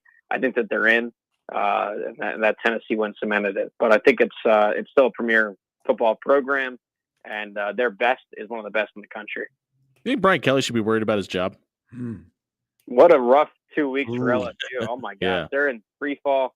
You get blown out by Alabama, then lose to Billy Napier, who's Mr. Hot Seat, and then they lose their number one, their prized possession, their number 1 quarterback for next year's recruiting class. They had him wrapped up, Bryce Underwood, and last night he flips to Michigan.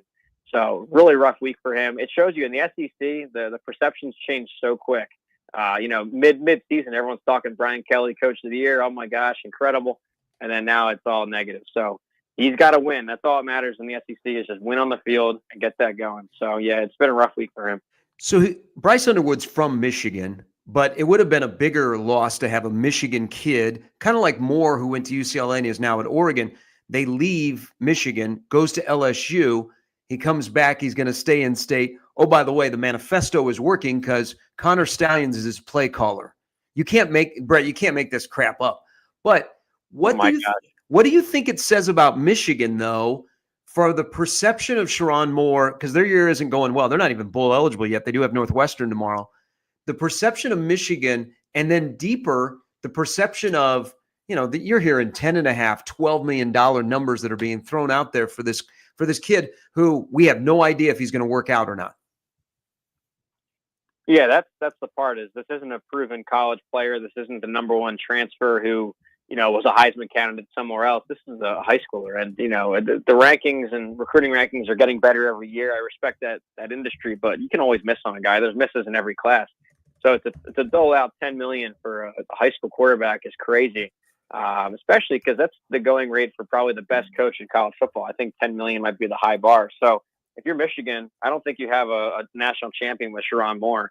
I think you go and invest that $10 million and pick out the best head coach you can find and then build from there, and the players will come. So it's a weird era we're in. Let's see how it plays out with that. The playoff predictor obviously has the top 5 team, 4 of the top 5 teams from the Big Ten. Do you think the Big Ten is has the eventual national champion in it right now, or are you leaning towards the SEC? Oh, I'd probably actually pick the Big Ten out of those because I think Oregon and Ohio State are elite, they're top tier. So I would take one of those 2 over this SEC pack, but on overall quality of the conference, I think it's the SEC. This top 5 pack they have is impressive. And in most years when I run my game grade or formula, there's a couple that really pull ahead, some really powerhouse teams. This year, it's just a big pack of teams at the top, a lot of above average. In fact, right now, number 1 in my formula, guys, Ole Miss. So it's just like, it's just spin the wheel in the SEC, whoever the best team is that week. And right now it's Ole Miss, and it's the competitive pack. I'll go Big Ten now.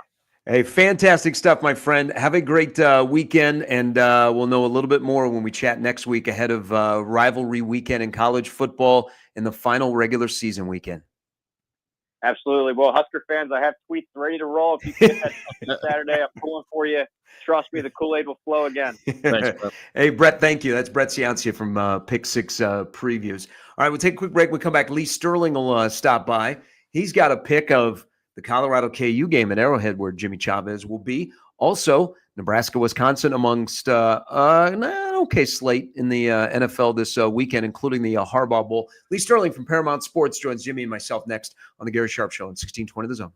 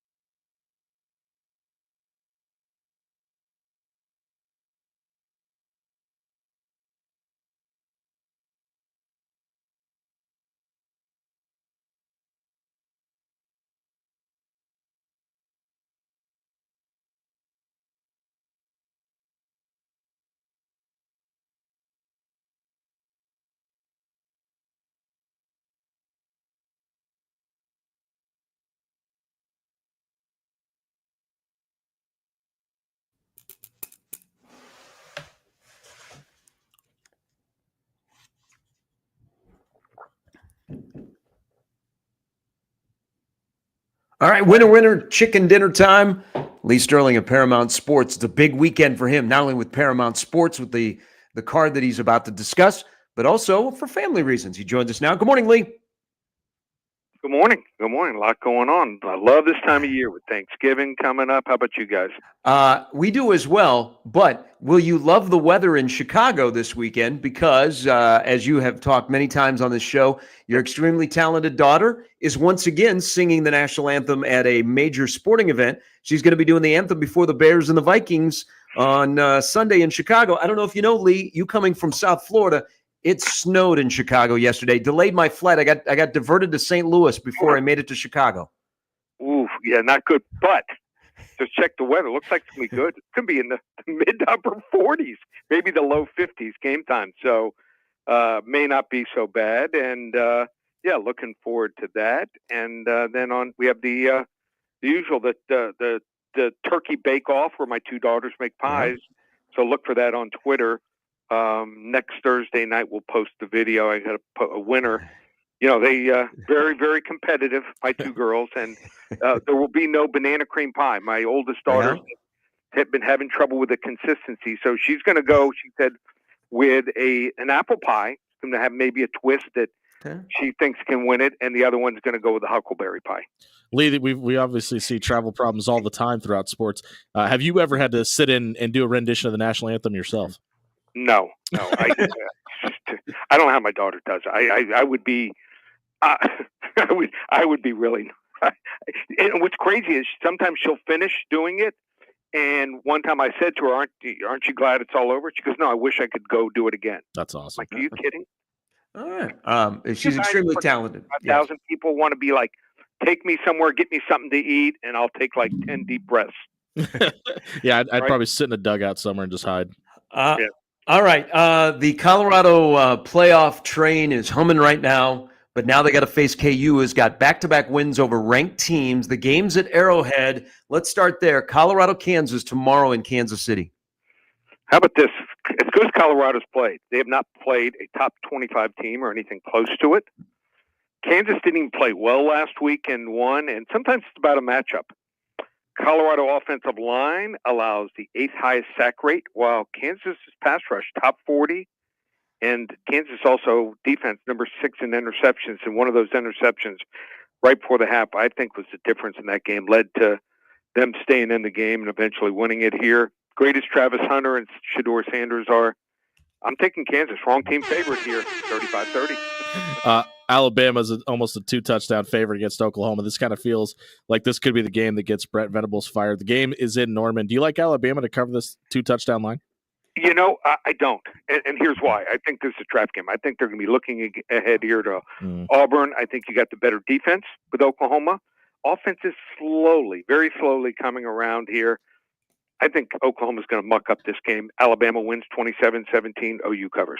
Hey, this game I have no feel for because of Penn State's empty calories. And then Minnesota, they have a bye off of the loss against Rutgers, which I was like, whoa, that shouldn't happen. But it's in Minneapolis. Penn State's an early 2-touchdown favorite. I don't have a feel. Do you have a feel for this game?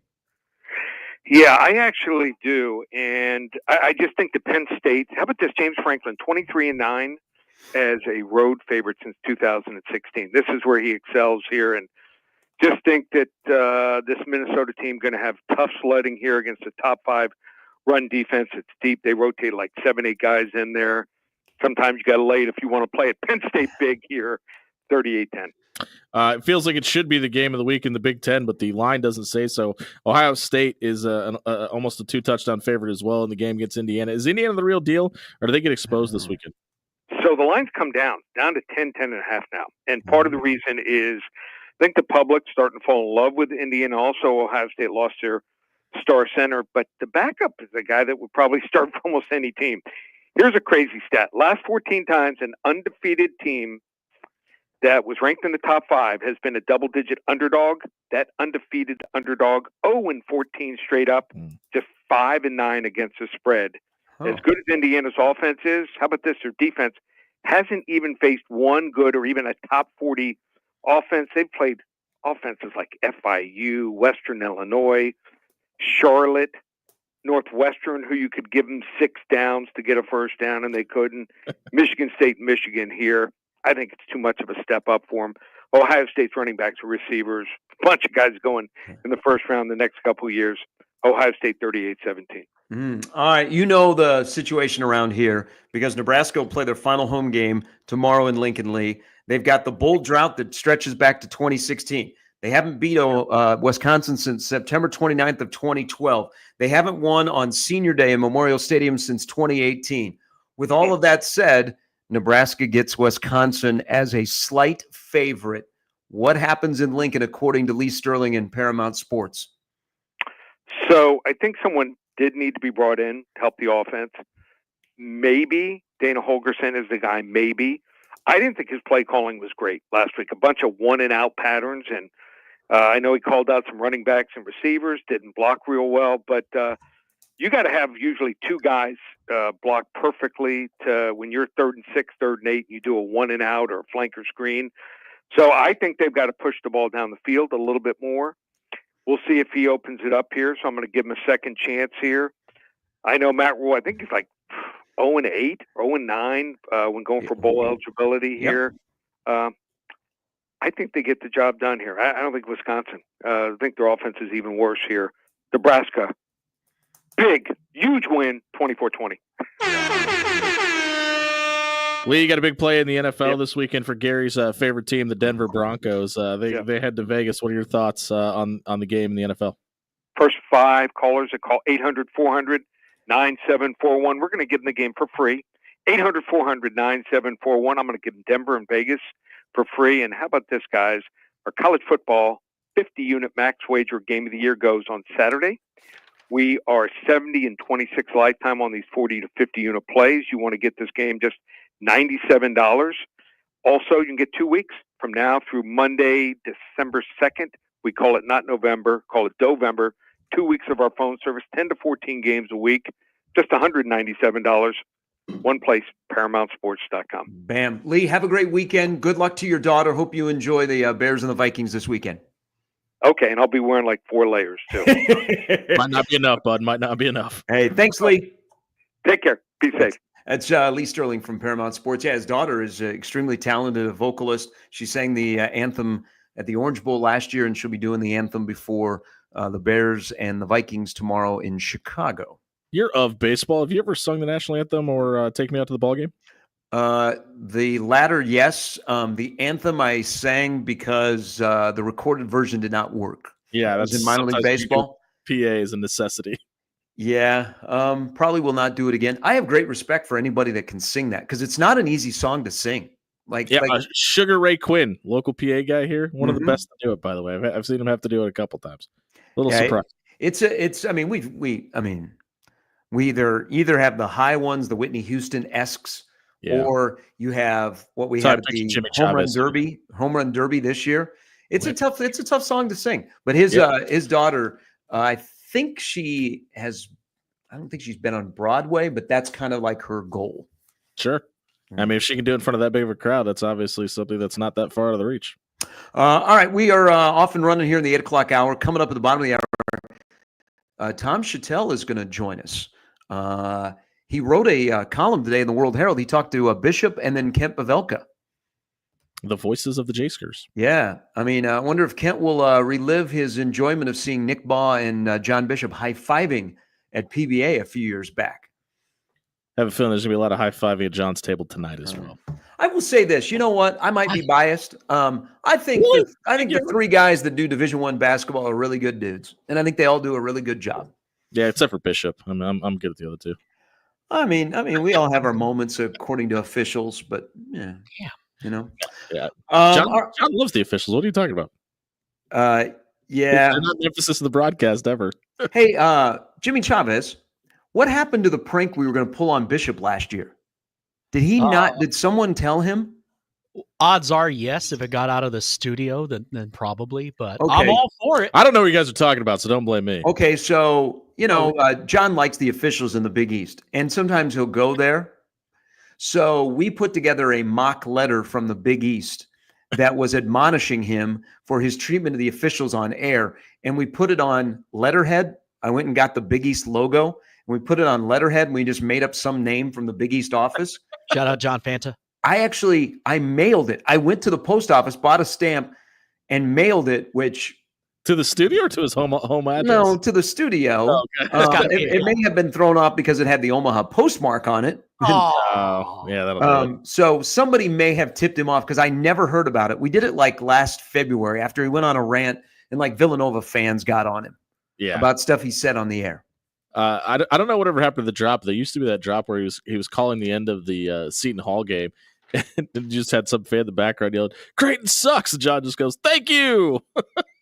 We need more of that. We need John. Big dad energy. Yeah, we need John to be around the opposing fan bases more often. We'll get to Sam, who diehard Nebraska fan, is in town tonight. Hoiberg? No. Biggs texts me and he says, last time you had to host your show the morning before this game with an airhead Creighton dope, Nebraska won. So we'll see how that goes tonight. That was me too, I believe, by the way. Ooh, that's a big stat then. I might have to rethink my prediction. So, Jimmy, you're the good luck charm for Nebraska basketball. Money line the Huskers tonight. You heard it here first. Nebraska ball, Jimmy Allen. Many are saying.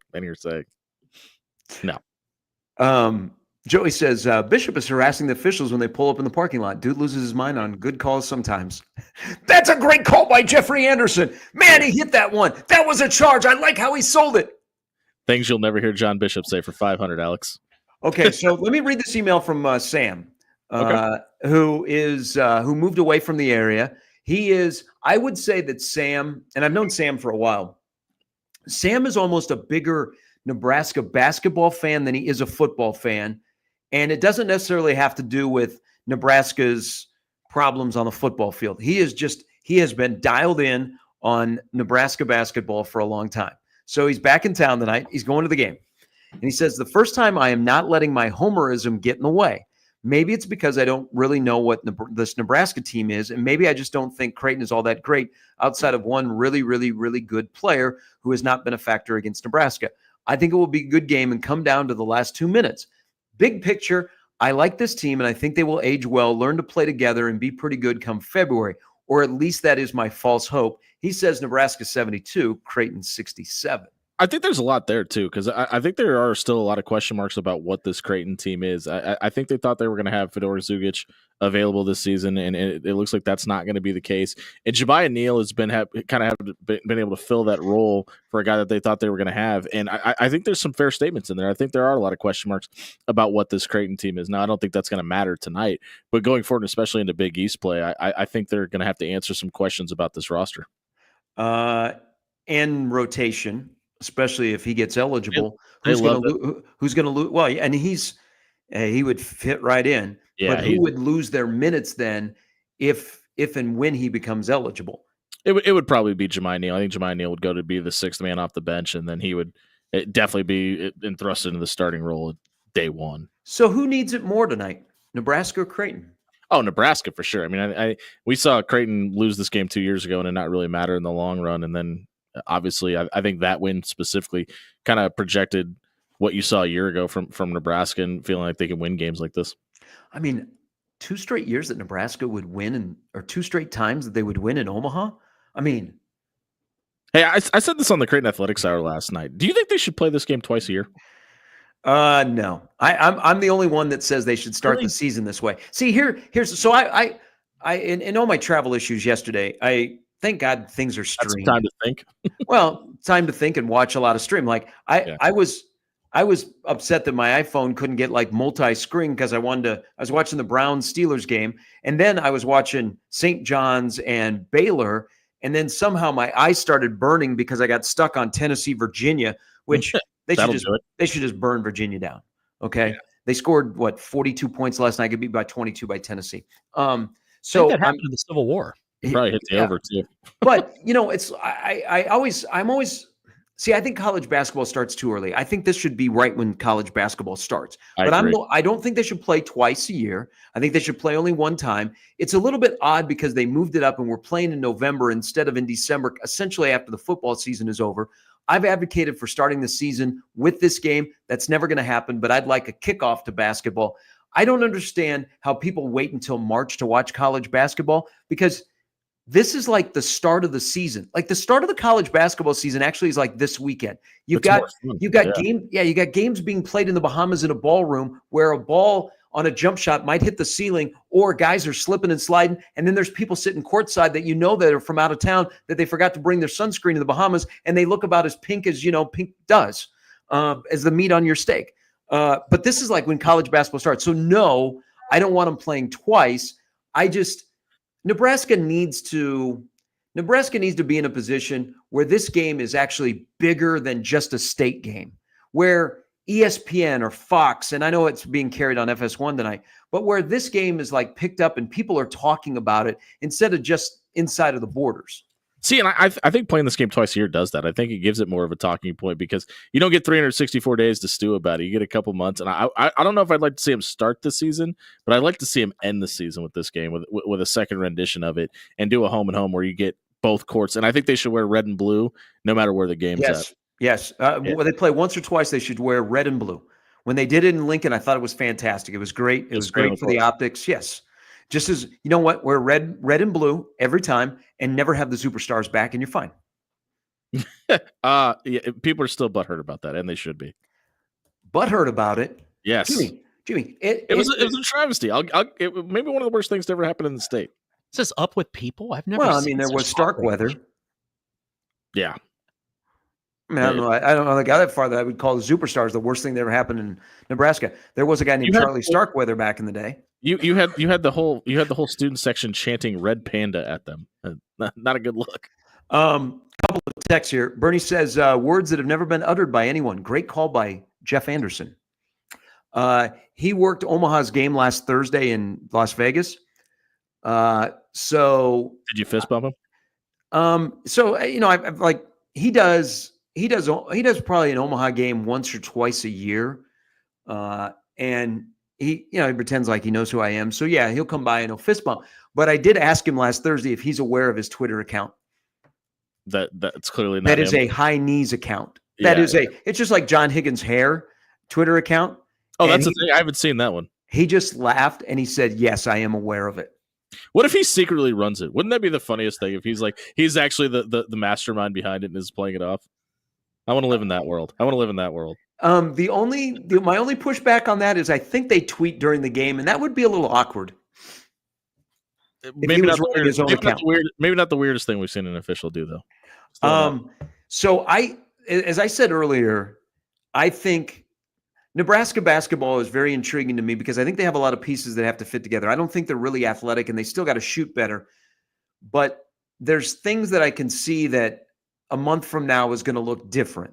They're going to stop settling for mid-range jumpers, you think? Well, I mean, they got to shoot the ball better. They don't really shoot it behind the arc. The 2-point shot, they do get to the free throw line. They have Bryce Williams. I think they have to figure out the rotation on the right guys on the floor together, but they're a little bit deeper. I mean, I think Fred, who has gotten better with in-game substitutions and feel, he's gotten better. He's not great, but he's a lot better than he was in his first couple of years at Nebraska. I think they're a better team a month from now. I also think that with Creighton, it's kind of, the line I say is right at 10.5, but I think both coaches are going, tonight's a great game because even if we're Creighton and we're 4-0 and we're about the season really to kick off with the next couple of weeks of who we play, this is a great test because I don't know, outside of my National Player of the Year and Ashworth getting on a heater, what else I have when they get squeezed. Well, I'll tell you this. They're pleasantly surprised with how far the freshmen have come along. With Ty Davis kind of feeling like he has his hands on the reins of the offense and can conduct business out there when Pop Isaacs or Stephen Ashworth aren't out there. And, I mean, Jackson McAndrew had that 0-for-7 game, but he bounced back nicely and never really looked out of rhythm. And obviously when you're as highly recruited and as highly touted as he was, there's a lot to be hopeful about there. But I think they're very surprised how far along both those guys are this early in their progress. Tonight, 7 o'clock, you'll hear it right here on the Zone. All right, without further ado, on the 42 Degree, the Source Hotline, here is Nebraska Ball Mike. Hello. One of the great joys about coming on this radio station is that nobody knows what I'm going to say. That is true. Should Jimmy Chavez have his finger on the button? Are you going to swear today? Good question. No, I'm not. All right, I'm good. Why not? Captain Moneybags. Listen, you've been calling me out all week. Oh. Anybody can pay for a meal. I'm praying that somebody in the Dosler family is listening, because I want you to Google Abide Ministries. Find out where it is. Go in there. Ask them what their most pressing need is or issue is. And if you run a bank or you own a bank, write them a check. You want to know what kind of J-School I am? Josh Dosler baptized me. So don't question me in this town about whether I support both. I love the family. They do great work. They do. It's been a while since I've seen them, heard them, but I know they're still doing what they do. Go find them. Go write a check. Anybody can pay for a meal. That's not where it counts.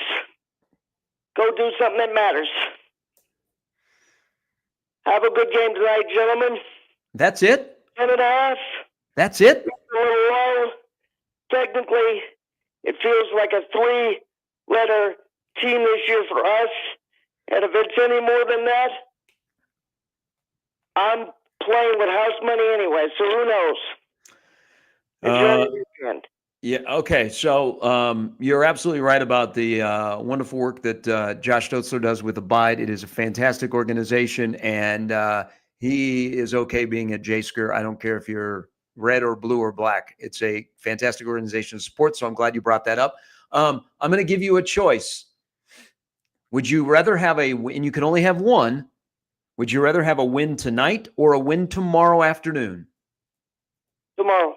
Okay. All right. I mean, I thought that was probably a leading question, but I didn't want to, I didn't want to put words in your mouth. We got to keep Dylan happy and keep him here. Where's he going to go? He's got a youth camp. He just announced a big youth camp in July of 25 at Pius X. Where's he going to go? Okay. Why is this? We got to find the people around him that want to run with him. Well, they're giving him everything. They're in the process of this. I mean, they made an investment. If you make an investment in a kid to be your quarterback, you better invest in people around him that can help him, because he's got to help himself as well. But also, they got to win. They got to win football games. Okay? It's $1 million question. Okay. Do you remember years ago, I was asking, begging for Mike Leach to come to Lincoln? Yes. This is the closest we're ever going to get to Mike Leach coming to Lincoln. Really? For several reasons. Jimmy. He's a disciple. He's straight off the Mike Leach, the coaching tree of the X's and O's and just mannerisms and things the way you look at the football program. He's a breath of fresh air. He's a breath of fresh air for Nebraska football, Mike. When Nebraska football was walking down the path of being very stale before you got through 2 years of Matt Rhule. Yes. Yep. Hey, be good. Enjoy this weekend, and we're only a call away. What was that? I'm guessing it's FS1. Yes. Yes, sir. Okay. Kevin Kugler and Nick Baugh. You've heard of them. You've met them. Yes, I have. You can also listen to John Bishop here at 1620 The Zone. All right. Thanks, Mike. You're welcome. All right. Here is Walter. Oh boy, do we have a Jeff Anderson story? Good morning, Walter. I think we have enough Jeff Anderson stories. Good morning. Can you hear me? We can. So during the COVID season, Jeff Anderson worked a Creighton-Providence game in Omaha, and season ticket holders could get pretty good seats. And I chirped at him a little bit. He waved at me. Ultimately, after the game, I'm at Addie's having an adult beverage with a friend, and Jeff Anderson goes to play Keto. And he looks over at us, he's like, "Hey, guys, what number should I pick?" I spout off and go 46. He's like, why 46? Well, that's the number Follows You called the night. He ends up sitting with us for about an hour. Wow. And bought us a couple beers, and nicest guy in the world. We talked to him all about his reffing and kind of how it all worked, and just an absolute gem of a human. And every time if I ever get the chance to see him in Omaha when he's here, I always wave and say hello. Did he high knees the bathroom at any point? Nope, never did that though. That's disappointing. That's a great story. Walter, thanks for sharing it. Yep, have a good day, guys. Do you think there's anybody in this state that's wearing red tonight that would trade a win tonight for a win tomorrow? There's always one. No, unless you are completely off Nebraska football. No. Yeah, I don't think anybody's seriously. Not even one. The whole state. Just Not one one. person. Okay. I wouldn't be one of them, but I'm just curious. So one quick thing on Jeff Anderson and watching him last week. So he is, he might not be the greatest official, and he may not, be well liked in the Big East and maybe by the team in the Big East that plays in Omaha. But he's a very likable person. I see him interact like during timeouts. If he is by the sideline where people are sitting, he will engage like with young fans. Like he'll walk down the student section from time to time. Yeah, too. we were at UNLV last week, and there were some young fans that were sitting courtside dressed in UNLV gear, and he would hand them the basketball, during a timeout, and he'd sit there and chat with them. So he's a very nice guy. I think it's a benefit to the Big East that he's not always just doing Big East games. You see him do more Big Ten games, and then he was out working a Mountain West game.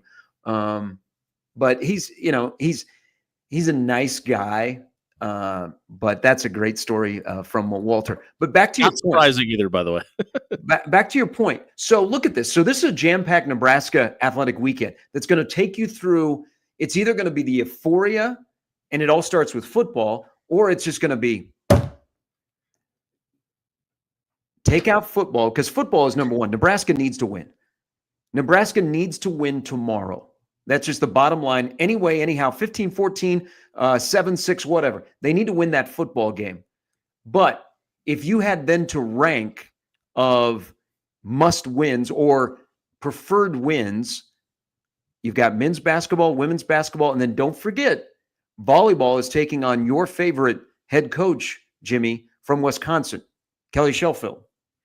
Okay, so take out football, because football. I'm not going to put football in this discussion because football is number one. Yeah. Nebraska needs to win tomorrow. They have to find a way anyhow to win tomorrow. But then you have the other three sports rank in terms of the importance of winning. Kind of feels like it's going to be one of those weekends where you can count on both women's teams to win and both men's teams to lose, if I'm being honest. Obviously, Nebraska football number one, to your point. I think volleyball number two, just for momentum heading into the postseason. Men's basketball, women's basketball, but I think the latter is the one that's most likely to win. Mm-hmm. I mean, don't forget about volleyball. Volleyball is huge tomorrow night against Wisconsin, especially for momentum. I mean, in a team that's obviously been a thorn in their side for a long, long time. I found just a only Nebraska basketball fan. So Jack Mitchell, Chris writes it. No, Jack is all across the board. So Chris writes in. He says, he goes, I have been a Nebraska basketball fan for a lot longer than I've been a Nebraska football fan, probably because of the access to tickets. I attend more Nebraska basketball games, so I'm more dialed in on Nebraska basketball. Doesn't have anything to do with the angst of Nebraska football over the last 15 to 20 years. He goes, I just enjoy the experience with Nebraska basketball better. I feel like I know the players better, even the turnstile of coaches. So I would classify myself as a Nebraska basketball fan that also dabbles in a little football. He goes, not even a J-Sker, not even close. So there we go. We found somebody in our listening audience. Well, would he still be willing to trade a win in on Saturday for a win tonight, though? I don't know if that's the case. No, I don't. And if that person exists, I'd like to hear from you at 402-951-1620. And what did Matt Rhule do to you? Well, I don't know if we're ready to go there if Nebraska doesn't win tomorrow. If they don't win tomorrow, I mean, that's okay. You've crapped the bed again. Not going to win on Black Friday. It's going to be 5-7. It's going to be miserable. I don't care if it's Dana, Dillon, or Dick. This sucks. For the record, they don't have anybody named Dick on the roster. I was going to say, sometimes I don't know how to respond. God, Richard Bell was a hell of a wingback. Could tote the rock. How much do you think of the Dana Holgerson decision and the tone that we've kind of talked about in Rhule's voice that's changed is due to the fact that he knows how trigger happy this program has been with firing coaches after and putting them on the hot seat after year 2, despite the level of the payout? You think that has anything to do with it at all? No. Okay. No. I mean, I think it has to. I think it has to do with his reputation, and also, I mean, he wants to win. Now, Yeah. if I'm correct here, I think it was at Temple and Baylor in year 2. He didn't become bowl eligible until the final game of the year. I'll need our fact checkers on the Gary Sharp show to look that up, but I think I looked it up during the offseason. But they need to win tomorrow. They need to find any way to win tomorrow because, as I said last hour, Jimmy, is he did something this week that is a little bit out of character publicly. He not just at Lincoln. He threw accountability out there for staff and players publicly. So once you do that, you hope that you push the right button, that the result is those guys in that locker room that were playing with a guy that probably was a frontline guy that all of a sudden said, you know what, man, I can't wait till next year. Where are you going to be next year? Oh, I won't be here. I'll be somewhere else. I'm going to stop doing what I have to do. And the guys in the room are going, what you talking about? So you've in a subtle way called those guys out, and either their playing time has shrunk or you've moved them on to not playing. The result that you get when you make a move like that, was it for the good or was it, geez, man, what was that coach doing? He made a big mistake. You went and rolled the dice this week, and you rolled the dice hoping that you'll get the result that you were looking for this Saturday against Wisconsin. And if you don't, wow, that's going to be a rough week next week going into Iowa, and probably some even rougher decisions that'll be made as you pare the roster down and you get ready for the portal and you go recruiting and all of those kind of things that go with it. I agree with you 100%. I think they've got to throw the kitchen sink at this game and do whatever they can to win. But I think it's a really bad look if we're talking on Monday about how many guys that have been out on the field and contributors to this team doing the same exact thing and not getting new blood onto the field and into the program, because you've talked about it for a week, and that's kind of been a tendency of not necessarily Matt Rhule, but whoever's at the head of this program to come out and say one thing, and then you get the same exact results and the same exact productivity on Saturday. And if that's the case, and even if it's a close game and you're not seeing some of that young talent that's been referenced by not only the head coach but both coordinators this week, I think that's a really bad look for this program. Well, I think that's why you get a Quinn Clark mention, and then you get, well, we're going to look to play some younger players in the secondary. That's what I mean. Two positions where some of the veteran guys are still playing, but they're not playing like they should be. So why did it take until game 11 to make those moves? I don't get paid those bucks. But you know what? You have to do anything possible to win a football game tomorrow. And if that's the case, then it benefits you the following week. And it probably is that point in your program where you wanted to turn it over to the players, but you had to take back control before you give it back to the players. Yeah, and it's I want to see one of those young players step up and grab, and maybe it's a Quinn Clark or maybe it's somebody in that secondary, step up and grab the brass ring and take ownership of the opportunity and deliver tomorrow. All right, Tom Chatel. He'll join us next. We got a lot of stuff to talk about with Tom. There's a lot of stuff that we're going to discuss with Mr. Chatel. He'll join us next tonight. Mike Schaefer and Matt Verol still to come on a Football Friday Fiesta with Jimmy Allen, Jimmy Chavez, and yours truly on the Gary Sharp Show on 1620 The Zone.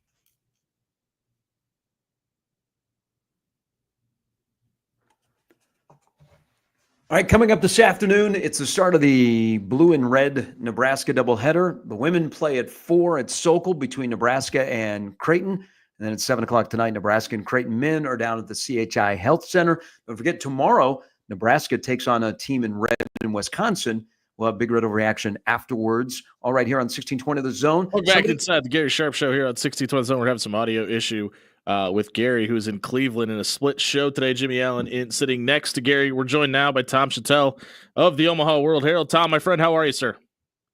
Jimmy, what's up? Hey, great to hear from you. I think the question that is on everybody's mind for tonight is what color will Tom Chatel be wearing to the CHI Health Center tonight? That's right. It's all about the colors. Orange. No, I'm gonna have a little blue and a little red on there. So I'll take care of everybody.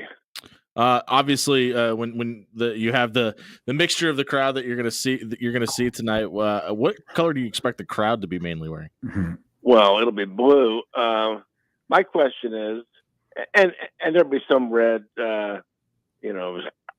sprinkled about, but.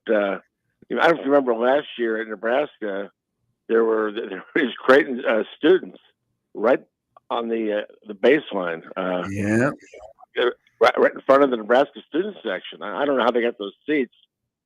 Mac pointed them out after the game, but will there be a little line of red in front of the Creighton student section tonight? I'm guessing probably not. But that'd be very impressive if they did that. They actually did 2 out of 4 years too, by the way.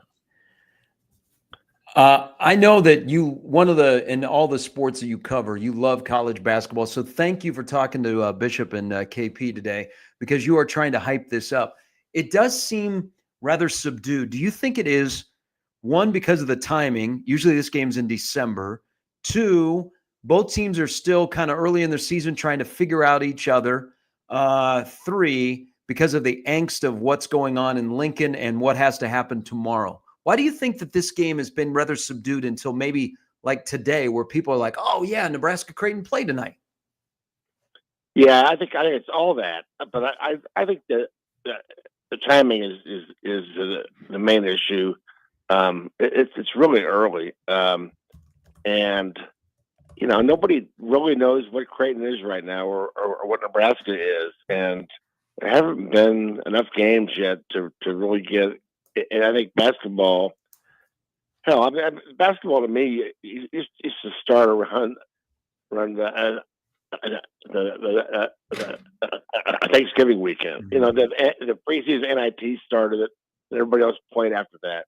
Now you have games over November, and now we got the college football playoff and all those things are going to be happening later. I just like the fact that it's after Thanksgiving, I think you can really turn your attention to hoops. So yeah, it's early, but it's here, and let's celebrate it. It's really one of our top sporting events. I mean. Yeah. If you look at you got the College World Series, right? But this is a different kind of Nebraska event. This is Omaha versus Lincoln. There is a crossover, but that just makes it better. People get mad about that they're the J-Skers.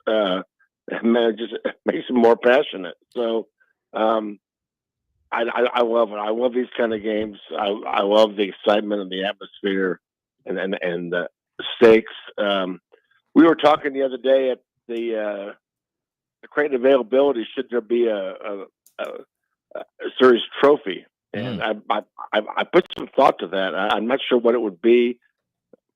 My thought a couple of years ago was, well, let's get one of those old ABA basketballs and hand it out to the winner. Red, white, and blue. Have Tim Kugler hit Tim Legler hit it out every year. Yeah, but now I think it should be, because we're into the state now, blue state, red state, the winner gets the state. There should be some kind of trophy where it's like the image of the state of Nebraska, which, one side is blue, the other side is red, and the winner gets to display that in a trophy case with the appropriate color, showing. So I don't know. there aren't many college basketball trophy games, though. What if we gave the lighting rights to the Woodman Tower to the winner? They light it up blue for home games for Creighton. Nebraska were to win, they would need to light it up red. That's a pretty big trophy. I think that'd be pretty cool. It isn't. I don't usually see it it's not very often red, though. I mean, whenever I see it, it's blue. I don't usually see it red. Maybe it'll be red tomorrow night if they can beat Wisconsin. But we tried to start this thing, groundswell trophy for Nebraska Wisconsin football, that the winner would wear red the next year. Yeah, I remember that. No matter where the game was, and Barry Alvarez laughed at it, and everybody laughed at it. I thought, yeah, that'd be something different. But it's. Are they gonna wear? See, this is the classic uniforms now. We have to have the red and blue, don't we? Yes. Yes. Is that going to happen tonight? Don't know. I mean, remember the last time they did it was a mystery till tip. Tom Chatel, the World Herald, joining us. Okay, let's talk about tomorrow, because tomorrow is a huge day. It might be the number one Sickos committee game of the day. Two teams are playing 5-5, but there's a lot on the line. The general vibe is on the line tomorrow to either be angry, say my vested interest is, or just go, oh, they finally beat Wisconsin. They won on a senior day. They're going to a bowl game. You know this because you've been around here a long time. Every single game that program plays becomes a referendum on the guy that's in charge. And we've had a very odd 2 weeks of a guy off the street is calling plays. This week, we're calling people out, either myself, players, staff members. Just been a weird vibe. But yesterday was kind of all business Rhule. Tom, 22 games in, where is this program at 10-12, and where do you think this program is going? Well, it's year 2, but the problem is for Nebraska fans, it's year 10. It's not year 2 for any Husker fan. They're on a much different timetable. Haven't been to a bowl since the Music City Bowl. They played Tennessee. I have to remind myself that it's been a long time for these guys, and they're ready. They're hungry. They're way past hungry. So I think. I picked 6-6 this year. I picked 7-5 if that things fall right. I didn't think this was going to 8 or 9 by any means. They don't have enough players yet. They don't, and Barry Switzer used to call them difference makers way back, and I've got more difference makers than Tom. Well, now they're called dudes. They don't have that many dudes. They need to go get some dudes. That's where you win games. And he's got to look at his staff.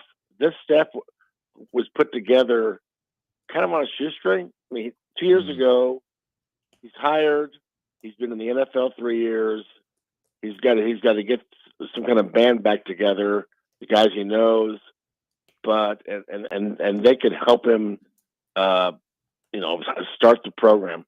It's like a corporation. We're going to open up an office in the city. We're going to send in a group to open up the office and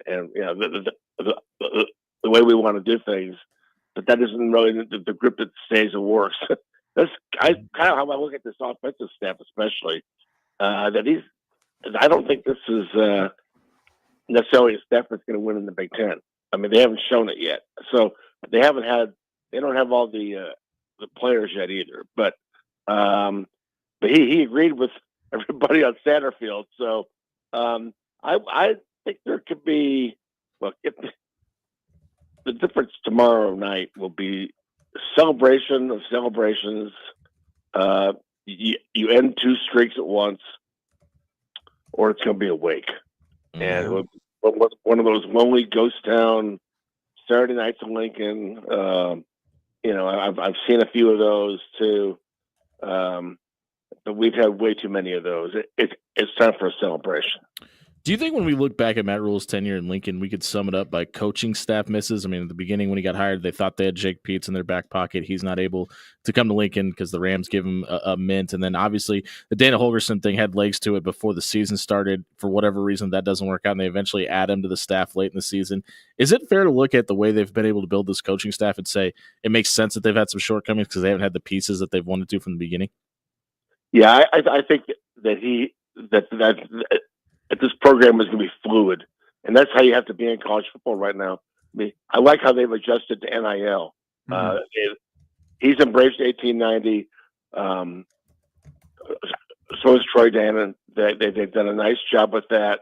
But I think he's got to adjust more to the transfer portal. We were all talking about that last week in USC.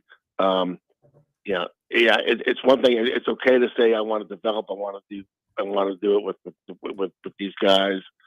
But 2 years ago, we didn't know, or last year we didn't know what Indiana was going to, or Colorado. Everybody was okay. This is a grand experiment. Well, the experiment's working out pretty good, and I think people are going to look at the portal differently now. I'm not saying Nebraska has to go wholesale portal. I think you need to be more open to it and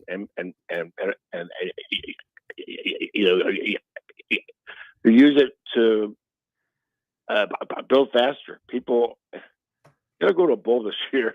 Yeah, there'll be a lot of pressure on next season. It's gonna be more difficult to deal with their bloated roster, though. That's what I'm most intrigued by this offseason is how they get those numbers down, especially if they do want to attack the portal like you're talking about.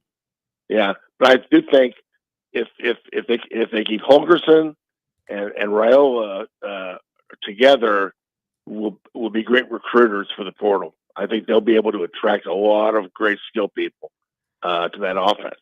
So whoever's out there, then they just got to pay them, and hopefully it's not $12 million or whatever Michigan got. But you know what I mean? I just think the thing is fluid. Whatever happens tomorrow, it isn't the end of what Rhule's doing. It's just he's got to adjust. He's just got to keep adjusting in real time. But I think the next step is I get some great players in there, get some more speed, get some guys who are going to score touchdowns, and then figure out what kind of offense you want to be. I think they're kind of in the middle of that right now too. Yeah, I mean, Wisconsin just got rid of a guy that's known for the air raid. Nebraska just added a guy that is known for the air raid, and we went, whoa, what is Wisconsin doing? It'll be a fascinating combination. What's your thoughts? Because you've observed Coach Rhule and his staff and the kind of personalities are there. How is this going to work? Because Dana's kind of a free spirit, and he's not a guy that takes the lead from a head coach. Now, he's been a head coach much more recently than he's been a staff member. I mean, how do you think that this will be integrated? Because he's not. He talks differently than Satterfield. He acts differently. He's got more experience. You don't have to Google him. How do you think Rhule will cede to Dana on the offensive side, let him do what he wants to do with the staff and the play calling and talent and all of that stuff? How do you think he will mesh all of these together so that it pops next year and you don't have to worry about that side of the ball at all? Yeah, I think that's what he's going to do. I mean, I think that I really think Rhule's strength is a CEO, the big picture guy, the guy who recruits, the guy who sells, the vision, the image, all that stuff, and the in game, decisions maybe not as much so far, but yeah, we just hire. I think that the personalities mesh. That's why I brought him in. Now, they say don't hire your friends. Well, yeah, Satterfield's a friend, but so is Hogerson. So I think this is going to be fine. Hogerson's a football guy, and he's a matter of fact, straight talking guy. He's Mike Leach without all the stories about Santa Claus and Halloween candy. I mean, he's which we love, which we love those things as media people.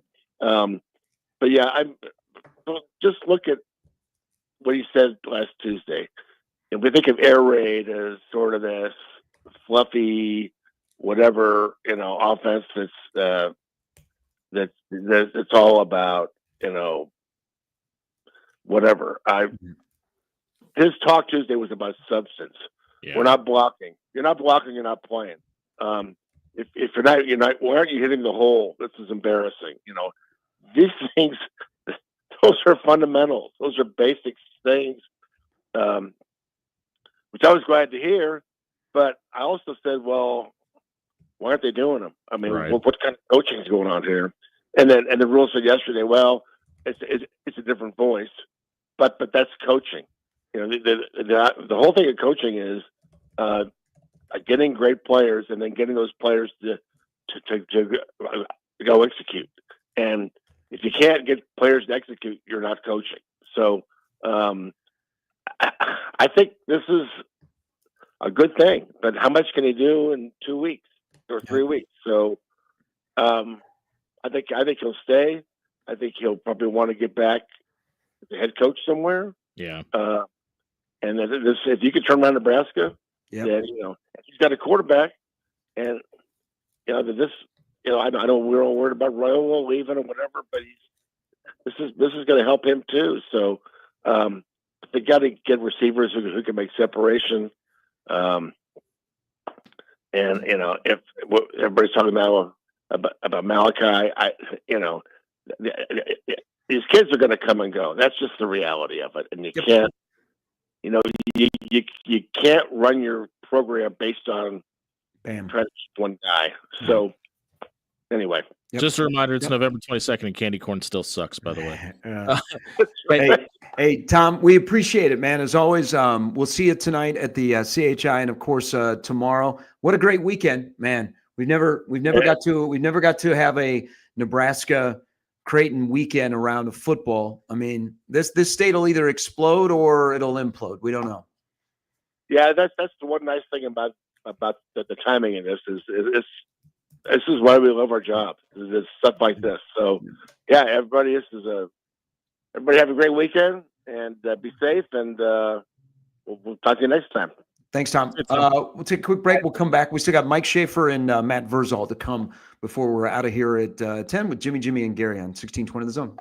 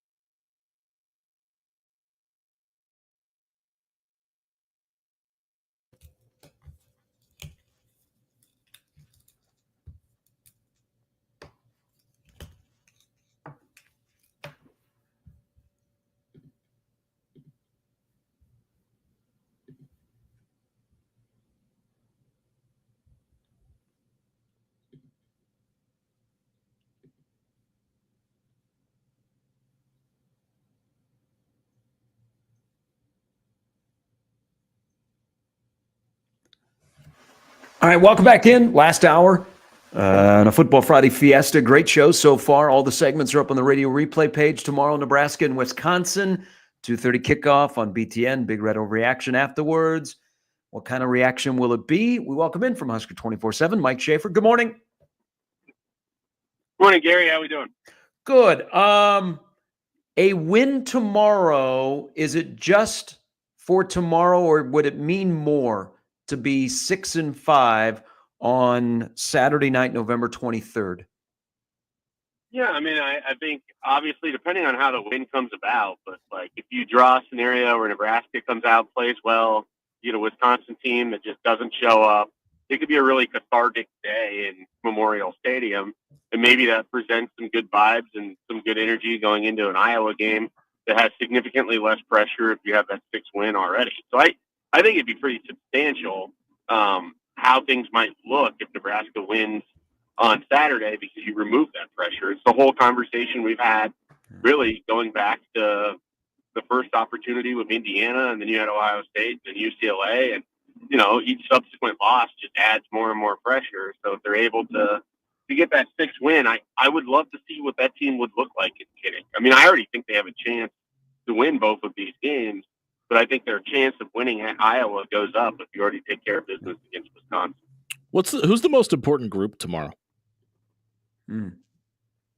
Well, I mean, it's always the defensive line for me. I think they just set the tone of that whole defense. So if that defensive line is able to get after Wisconsin's offensive line, you know, whether it's in the stopping the run game and Walker, or whether they're able to get after the quarterback and block and you know, make things a little difficult. I mean, this is a banged up Wisconsin team that's playing. They played a heartbreaker of a loss against Oregon, but it reminded me in a lot of ways of kind of Nebraska, Ohio State. Like, I think they caught a team at the right time. They were at home and they maximized it, but it'll be how they choose to follow it up. And they've got to go on the road. They haven't played great on the road this year. They really haven't played great outside of that 3-game stretch.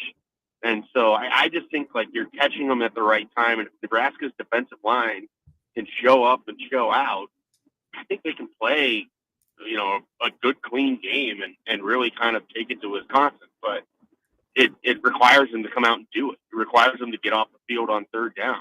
It requires guys to finish plays, all the things they couldn't do against USC in a game where they otherwise played well enough to be in it, but just couldn't finish the job. I mean, that's got to be the motto going into Saturday. They have to finish the play, finish the game. Hey, I think this is an opportunity because you and I talked about him when he committed, and it's much more than just being the late Ken Clark's son in Quinn Clark. I know he got overlooked by some because he's from Bozeman, Montana. Who's he playing against? But if you watched his film, he's an incredible athlete that is 6'5", and he went on to win. I think, didn't he win the high jump championship in Montana? Yeah. He's a great athlete. Yeah, and then you see him, Shafe, and you see him and you go, damn, that guy's only a freshman and he's cock diesel. He's 6'5", 205. So is it more than just he caught the eye of a new coach on the staff in practice and he may get a little bit of run tomorrow? Or is this a bigger thing about young guys, opportunities, and maybe what a Dana Hogerson down the road is looking at for the kind of player he wants on the field? I think it can be a lot of different things. I mean, one of the ones you didn't mention, it's a motivation tactic. If Quinn Clark is getting in there and taking time away from Isaiah Nair and Jamal Banks because they're not giving max effort on blocking on the perimeter, I think that's a message that basically Dana Hogerson wants to send, like with 2 games left. Hey, you want to play? When we put you in, you got to give it everything you have. And so they think they're going to get that from Quinn Clark. As you mentioned, I mean, he's a good athlete. He's a bigger built guy. I think he has pretty good hands. And he's someone the staff was really excited about, regardless of the fact that he was a legacy. Made it easier, I think, for him to be on Nebraska's radar. But he came in camp, and that's the guy that tried every position, and they just liked his tenacity. Like, he's someone that when he's on the football field, he's there to go play, and I think they appreciate that. And I would imagine that Hogerson has seen that as well.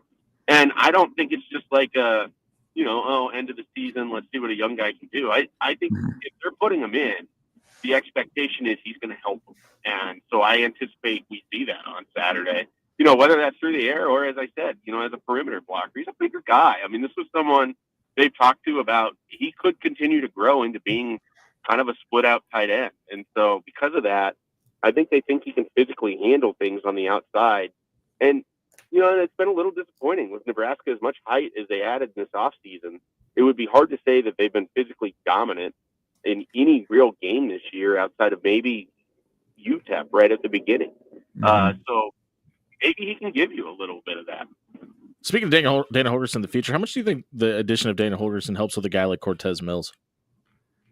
Well, I think it certainly, stands out. You look at the wide receivers that have had success for him throughout their time. You look at what he did for Justin Blackman his year at Oklahoma State. I mean, I go to that one as much as anything because that's just the dream offense, right? And I don't know that you get that in the Big Ten across a 9-game conference slate. But, I mean, he had incredible quarterback play, fantastic running back play, and then the best wide receiver in the country in Justin Blackman. And so he was able to load him up and get him the ball. And, I mean, that's kind of what you're going to pitch is you've got a coordinator that, you think is going to be there in 2025 that has produced some prolific offenses and has turned out some star-level talent at wide receiver that have gotten to the league, which is where Cortez Mills wants to go. So I think it can only help. I think Dylan Raiola is a bigger deal. I think Jamar Mosey and Garrett McGuire and the recruitment that those guys are doing might be a bigger deal than what Dana Hogerson is. But yeah, you can sell them on the idea that that's the offense that's going to be playing in Lincoln next year. It's only going to help. And, Oklahoma is helping you as much as anything with the struggles they're having. Tomorrow, more wow or whoa plays from the quarterback? I hope wow, but it's been a while since we've seen some wow. So, I mean, the safe bet would be whoa, but I don't think this is a good Wisconsin team. And I believe that they can have a performance that's more indicative, and I go back to this game all the time, of the Illinois game, because that's when I thought Nebraska's offense was really clicking. And I don't know where that team went, but, if they could pull it out for one game against a Wisconsin defense that's not that great and a Wisconsin team that might just go away if things get tough early, we could see some wild plays, absolutely. In wins, Dylan's got 6 touchdowns to 2 interceptions. In losses, he's got 5 touchdowns to 8 picks. Is it as simple as protecting the football tomorrow for you? Yeah, I mean, it definitely is. I think if they did a better job of that against UCLA, they have a better chance of winning that game. That game is 13-7 at half. If you protect the ball against USC, you don't have that dumb interception. You're able to force some interceptions, things of that nature. They're just in a better situation. And so I think ball security is going to be a huge deal. And I think the team that does a better job with turnovers is ultimately going to win tomorrow. I know that's the most base analysis anyone can provide, but I think it's really true with these two teams and the way they've struggled. We know Wisconsin has historically been really good on special teams. I think they're in ESPN's efficiency. They're 8th. They're really good in net punting. There's always the fear that they're going to take one back on a kickoff because we've seen that happen before. So let's leave special teams aside. Because there's so much attention on offense because of Hogerson and Dylan and Quinn Clark could possibly sneak in there and maybe some other wrinkles like Bonner last week played his most snaps of the year. But how do we get off the roller coaster shape of defense where defense looks like maybe for one of the rare times this year what we were promised during the offseason? Well, I think in a way the opponent can help them because they don't have Ethan Garbers and they don't have even the guy from USC who I don't think played well and Nebraska made him look a lot better. They don't have those wide receivers on either one of those teams. So Wisconsin's not going to challenge Nebraska as much vertically. They're probably not going to be able to just pick on a Malcolm Hartzog. But what Nebraska continues to do, even against teams that aren't that great, they have these bust plays in the secondary. They have to play better. The secondary has to be better. I want to see young players out there. I mean, we talked about Quinn Clark and the motivation tactic there. There's a part of me that's just kind of beside myself. The mistakes that are happening in your secondary could happen with young guys too, and yet we see the same veterans with the same mistakes week in and week out. When you preach accountability as often as the coaching staff does, at some point it gets tuned out if you don't actually hold people accountable. You can't continue to be the two guys that bust on the back end every single time and still get to be the starters. And I understand it's senior day, but man, I mean, you guys know what I'm talking about too. I don't even have to say it. They're the same two guys every single week, and it has been almost all year. You look at every performance where the secondary has struggled, it's either 2 or 8 that has had a struggle, and sometimes both of them. And then you just have these big busts. You just can't have it. And you certainly can't have it against a Wisconsin offense that has to grind for every yard. And so, if they're able to play a little bit tighter because it's not as good of a team, you're not as worried about Brandon Locke, that kind of thing, that could certainly help out. But we've seen it before where Nebraska plays down to their competition, and they can't afford to do that defensively. Is there anybody particularly in that defensive back room you'd like to see from a young player standpoint? Yeah, we saw Ramir Stewart earlier in the year. Obviously there's Caleb Benning, there's Donovan Jones, there's all these guys. There's, and they all play different positions. And so I don't know exactly who it is that makes the most sense at safety. And maybe there just isn't someone that they're comfortable going with there. But I know from my perspective of sitting up in the press box, you can see where these busts are happening. You can see where guys are getting caught with their eyes in the backfield. And what really, I think, kills me is it's happening on run fits, too. Like, you're not getting to the spot where you need to be. And so the cutback lane is wide open because you're not there. And, in a defense where everyone has to do their job. Do you remember how that was so much the conversation of 2023? It was 11 guys, regardless of who was in, we're flowing to the ball. We're doing their job. We're playing their role. You haven't had that in 24. And I think that's a big deal because guys can't fill their role because they're slow. They're not there. They might be banged up or their eyes are in the backfield. They're in the wrong place.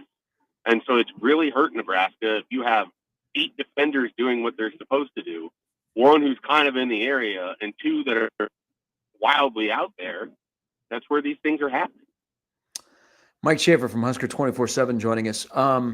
So it's a big recruiting weekend for Nebraska. The signing period is December 4th, and because it's been moved up, I think we're going to see the flipping season just could be chaotic. Yesterday, Bryce Underwood goes from LSU to Michigan, and NIL is a huge part of it. Is there a lesson to be learned or something that a school like Nebraska that doesn't have the huge alumni base that Michigan has, they don't have an NFL owner who is worth, $17 billion or whatever Stephen Ross is with the Dolphins. Is there something from a school like Nebraska that can learn from that battle between Michigan and LSU yesterday that they're going to have to either adhere to or add moving forward to get big-time difference-making players out of high school? Well, I think the thing that you can learn, and it's true of everybody, is that these recruiting battles do not die in the summer. They do not die early in the fall.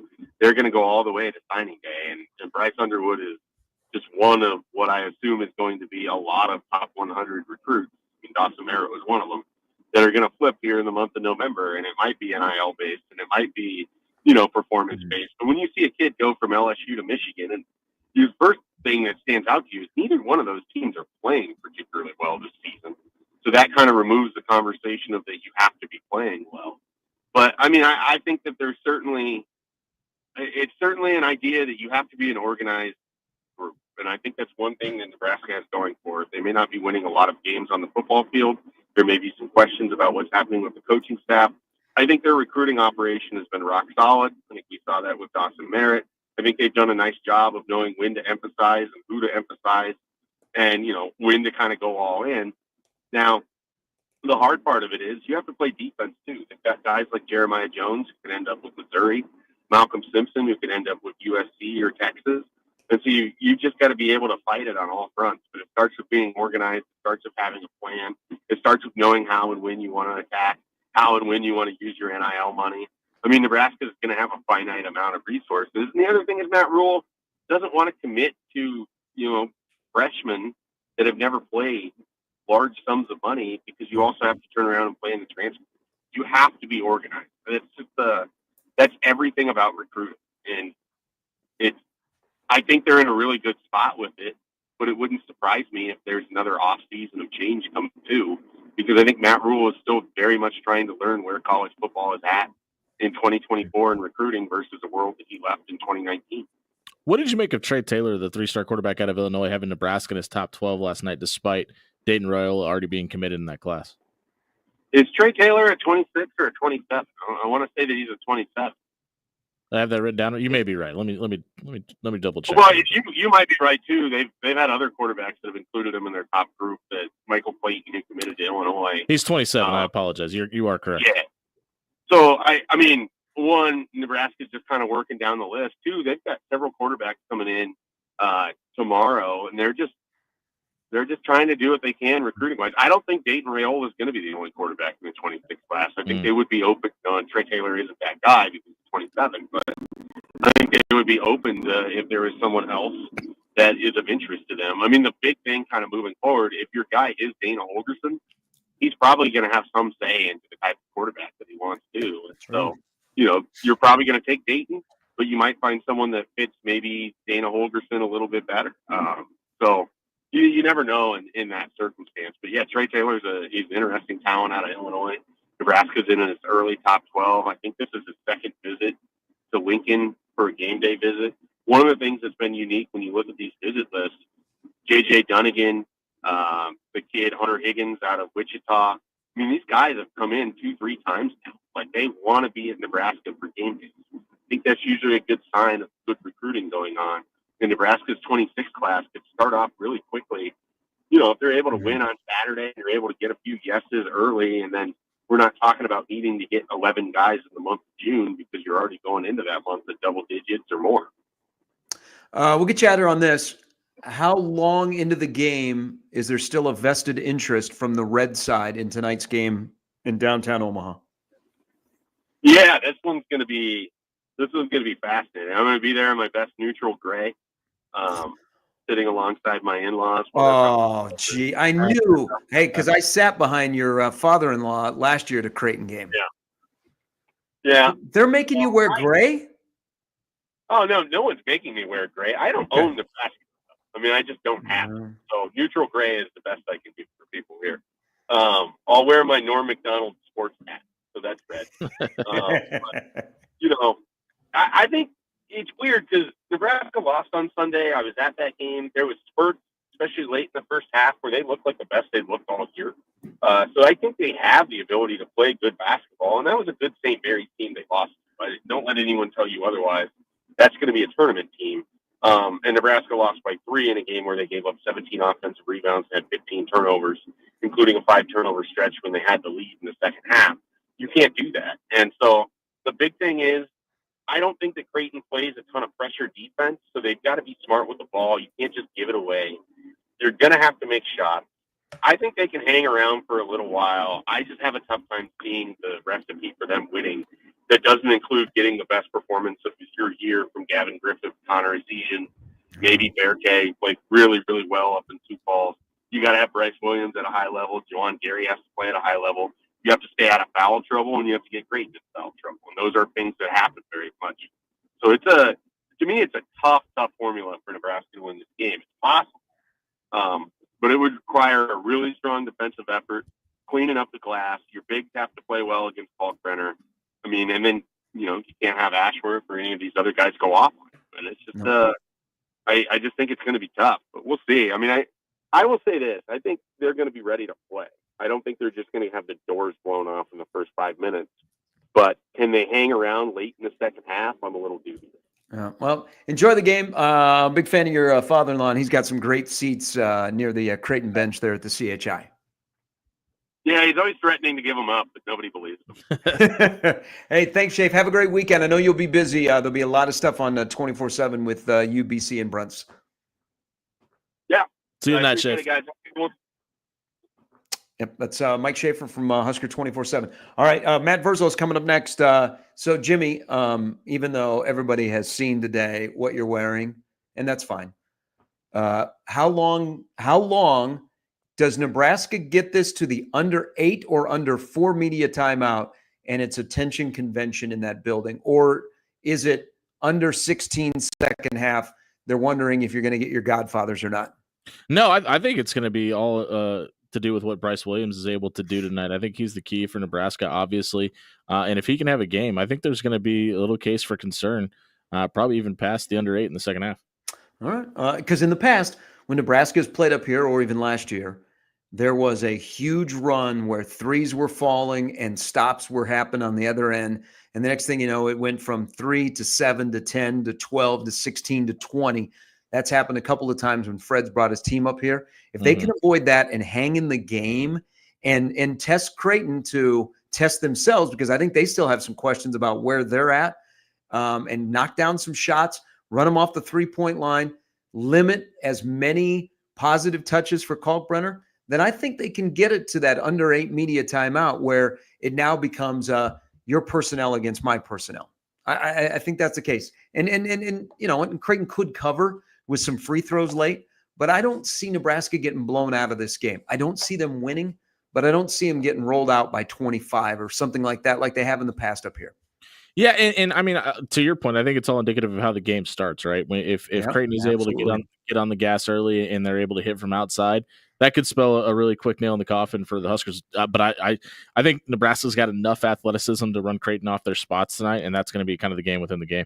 So the total is like 150, so it's an 80 to 70 type game. I don't know if Nebraska lets this game get into the mid-70s if they can win against Creighton. I think they have to make this a defensive, just as kind of a little bit of a slog where maybe you do get to shoot a lot of free throws, which many teams don't against Creighton. All right, don't forget, women's game is at 4 right here on the Zone. Men's game is at 7. We'll have the pre, the play, and, of course, Jimmy will have the post game. We have Matt Verol coming up next on the Football Friday Fiesta edition of the Gary Sharp Show on 1620 The Zone.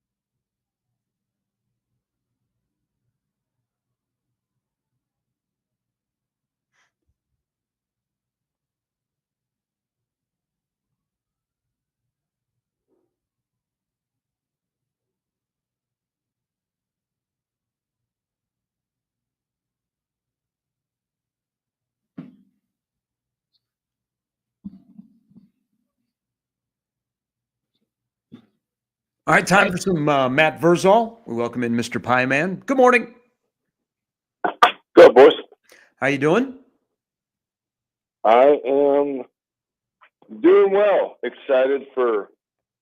I have the games on Monday. Yes. And I will go watch Tuesday, and then we'll make it. We'll survive Wednesday night, and then I'll get to go hang out with my family for a little bit on Thursday. So that'll be good. This is a great week for you. Hey, okay, so you are doing the Class A game.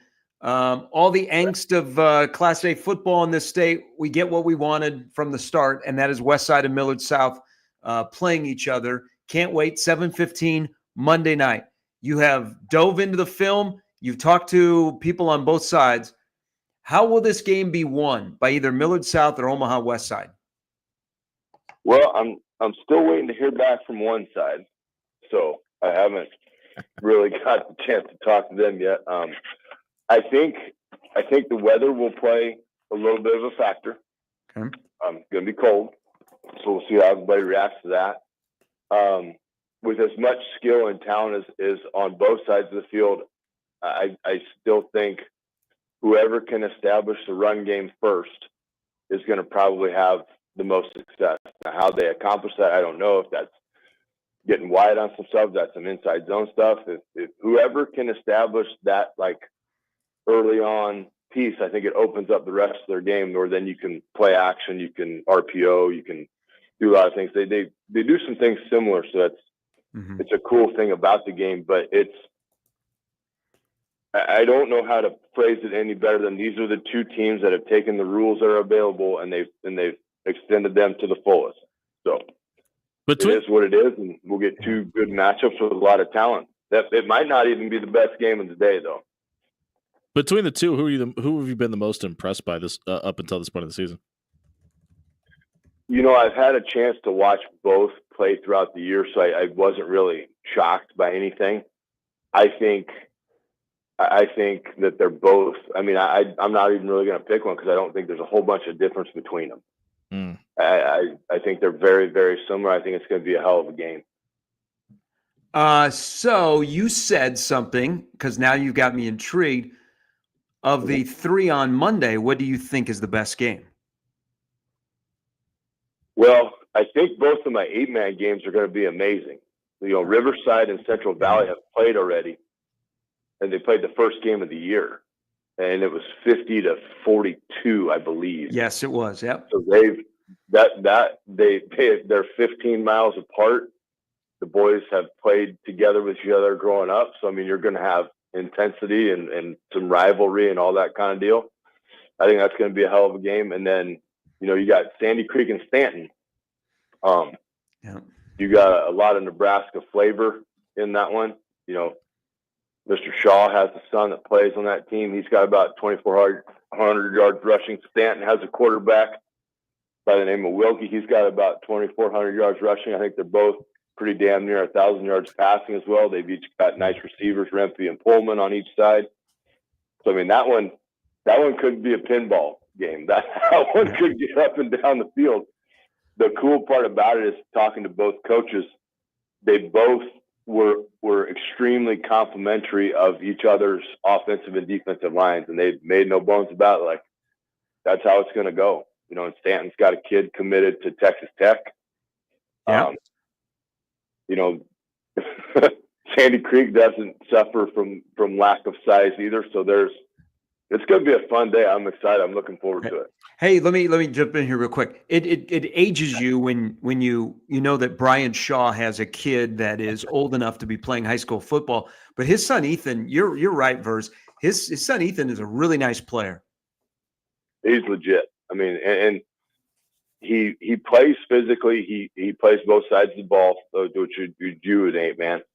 But you know, match and go for go. Wilkie's good, man. I mean, I love to get to call this setup. I love all of them, but C1, C2 because I've coached at that level. A, because I played at that level. B, because I coach it there or I consult there now. But you know, the 8-man, it's pure.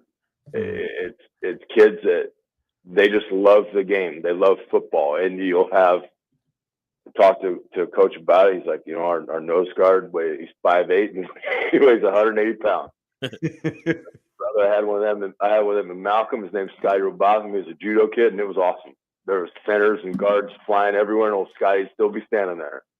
I mean, and I think too, you really have to get creative as a coach when you have to get creative with your players in their positions that they play. Always a fun thing for me because I always wanted to have a low number, but I was big enough to have a high number. But you know, you got some number 33s playing tackle and number 17 playing center. So it's something I look forward to. Every year, bummed out. My schedule didn't work out very good, so I couldn't make the trips out to see practice. But it's the way it goes. Is there anything about the 8- and 6-man game that you appreciate the most? Like I said, these are. So if you, I'm just going to use Central Valley as an example, like as a consolidated. So Greeley, Wallback, and then North Loop and Scotia, two like storied programs.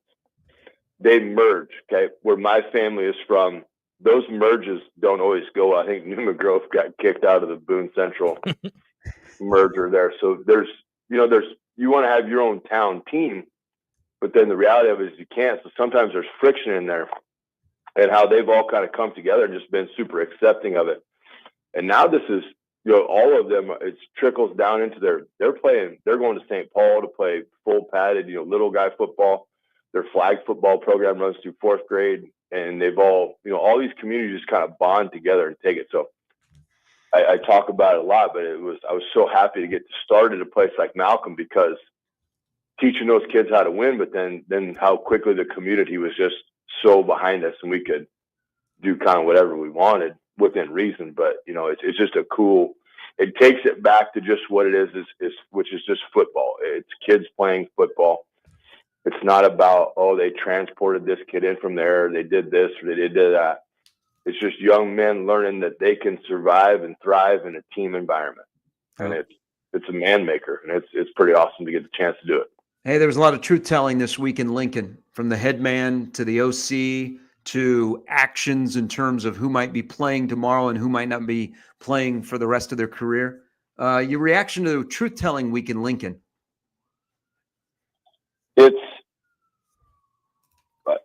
I've never struggled with that in my life.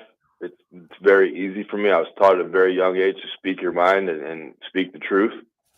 And so I'm not very good at sugarcoating things. At some point in time, and I'm not saying this is the way it is at Nebraska, but we started to worry a lot about and this is society in general. We started to worry about feelings. And if I say something that's going to be beneficial to you in the long run, but it's going to hurt your feelings in the short run, then I shouldn't say it. That's about as big of a bunch of BS as exists. You have to be honest with people, and you have to be able to speak your mind and tell them, hey, I think this is, we tell it to customers. Hey, you don't act like that in here. And if you can't get your kid under control, none of you will be in here. And they kind of look at you like, what? Like, we are not a place for your child to run wild or you to act crazy. So if you can't handle that, Omaha has a lot of restaurants. We wish you all the best finding somewhere else to eat. And people have tried it, and I've called the bluff and said, yeah, this is your last meal here. Don't come back. Mm-hmm. We'll get you a ticket for trespassing. I've told you you're not coming back in. And other patrons, are looking like, holy ass. You ever get a standing ovation when that happens? I've got to clap before, yeah. And it doesn't happen a lot, but you got to be honest with people in every form of evaluation. Like, I would love somebody to be honest with me. I think Elkhorn North has 2 kids that are great projects, 17 and 51. One of them 6'3", about 205 pounds, flies to the ball. He's a freaking hurdler in the off season, but he's a kid that can play. He's just honestly, I'll tell you what he is. He is a Wisconsin outside linebacker.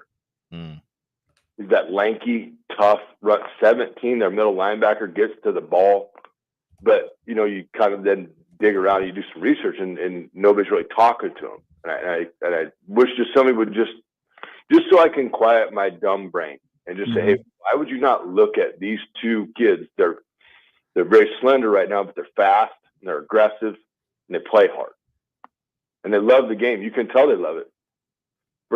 Christ on a crutch, 51 intercepted a pass against Scott, returned for a touchdown, and won the game at a defensive end spot. Like there's just so many, and I'm not picking on Nebraska. I'm saying anybody. Why would anybody, like Iowa should be lined up to take him because he fits their mold too. How does the process work? Yeah. By the way, who you're talking about is Barry Freeze, who is that outside linebacker. Yeah. I love what they did at Nebraska. I really did. And Hogerson coming in, there's people that don't like Hogerson. I've always liked him because he always looks pissed. But I know this: his teams know where they stand with him. They know quick. What did you make of the offensive line's performance in his first game of calling the offense? I thought they played well. You had multiple seconds to throw the ball. I thought the run game was a little bit better. I do think you probably have to pare it down, and it's not time to make sure reps are equal anymore. It's time to win games. And so, if somebody's deficient in something, then until you fix it in practice, you're not going to play as much. You put the best, most well-rounded guys you have out there, and away you go.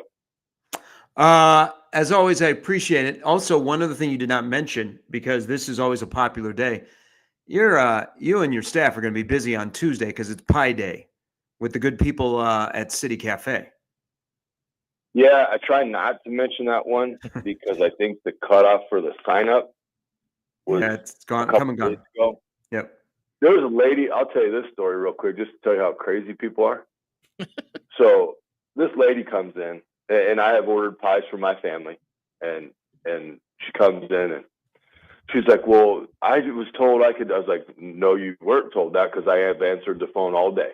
And so that's a lie. You're not telling the truth. So she looks in the cooler, and she goes, what are those?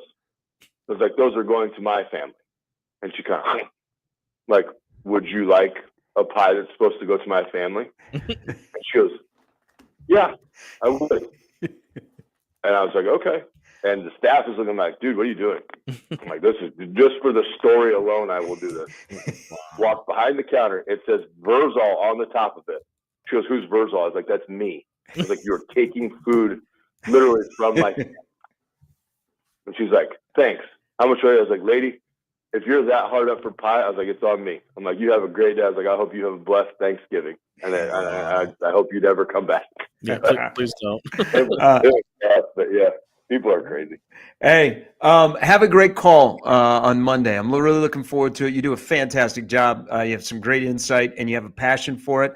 Have a great weekend. Have a busy week next week and a safe week as always, my friend. I appreciate it. Thank you, boys. Have a good one. See you, Verz. It's Matt Verol. He'll be on the call with Larry Putney on the Monday games, which include Class A, Millard South, and Omaha West Side. Quickly here, have you picked that game yet? Have you picked that? You and John picked that game yet on After Hours? We have not, but we've been clamoring to get it and hoping that it was going to be a possibility at the end of the year. And obviously, I think they've been the 2 best teams in the state, and it's going to be a show on Monday in Memorial Stadium. Well, the beauty of this show is my travel schedule. I will not be here on Monday, so we'll get after hours in the AM, which you guys will have. We'll get during hours. You'll Yes. get very, very after hours. Yeah, very, very after hours. When we come back, we'll put a wrap on the show. We got our picks on if Nebraska doesn't win tomorrow, why and who? If they do win tomorrow, why and who? And some final thoughts on what's going to happen tonight downtown at the CHI Health Center. There's Jimmy and Jimmy. I'm Gary in Cleveland. We're back to put a wrap on a Football Friday Fiesta after this on 1620 The Zone.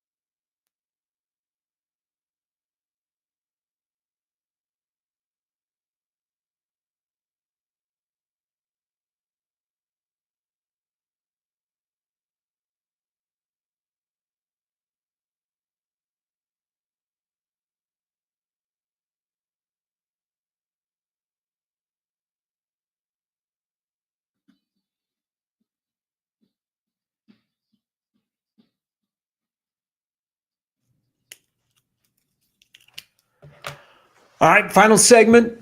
Time to reveal our picks for tomorrow. Nebraska, Wisconsin. I just want you guys to know that the last time Nebraska won a game to make them bowl eligible, the headline in the World Herald was perfect, not pretty. Tom Chatel, who joined us last hour, his headline of his column was Behind Riley's Full Faith, an imperfect team once again goes forth and conquers. Fast start, a lull, and then, of course, closing steam in the fourth quarter. Isn't that interesting? That was when you woke up on Sunday morning, October 16th, 2016. So, with the final chance at home to become bowl eligible, Nebraska, Wisconsin tomorrow. Jimmy C., you go first. Why will Nebraska win tomorrow? Why and who? Or why won't they win tomorrow? Why and who? When you said 2016, I thought we were going down a Cubs memory here. So never mind. Weeks later was fantastic. I was ready. I've been going back and forth on this game, but once you said Sickos Committee, I was like, well, this is either going to be wild, bonkers type game. Probably not.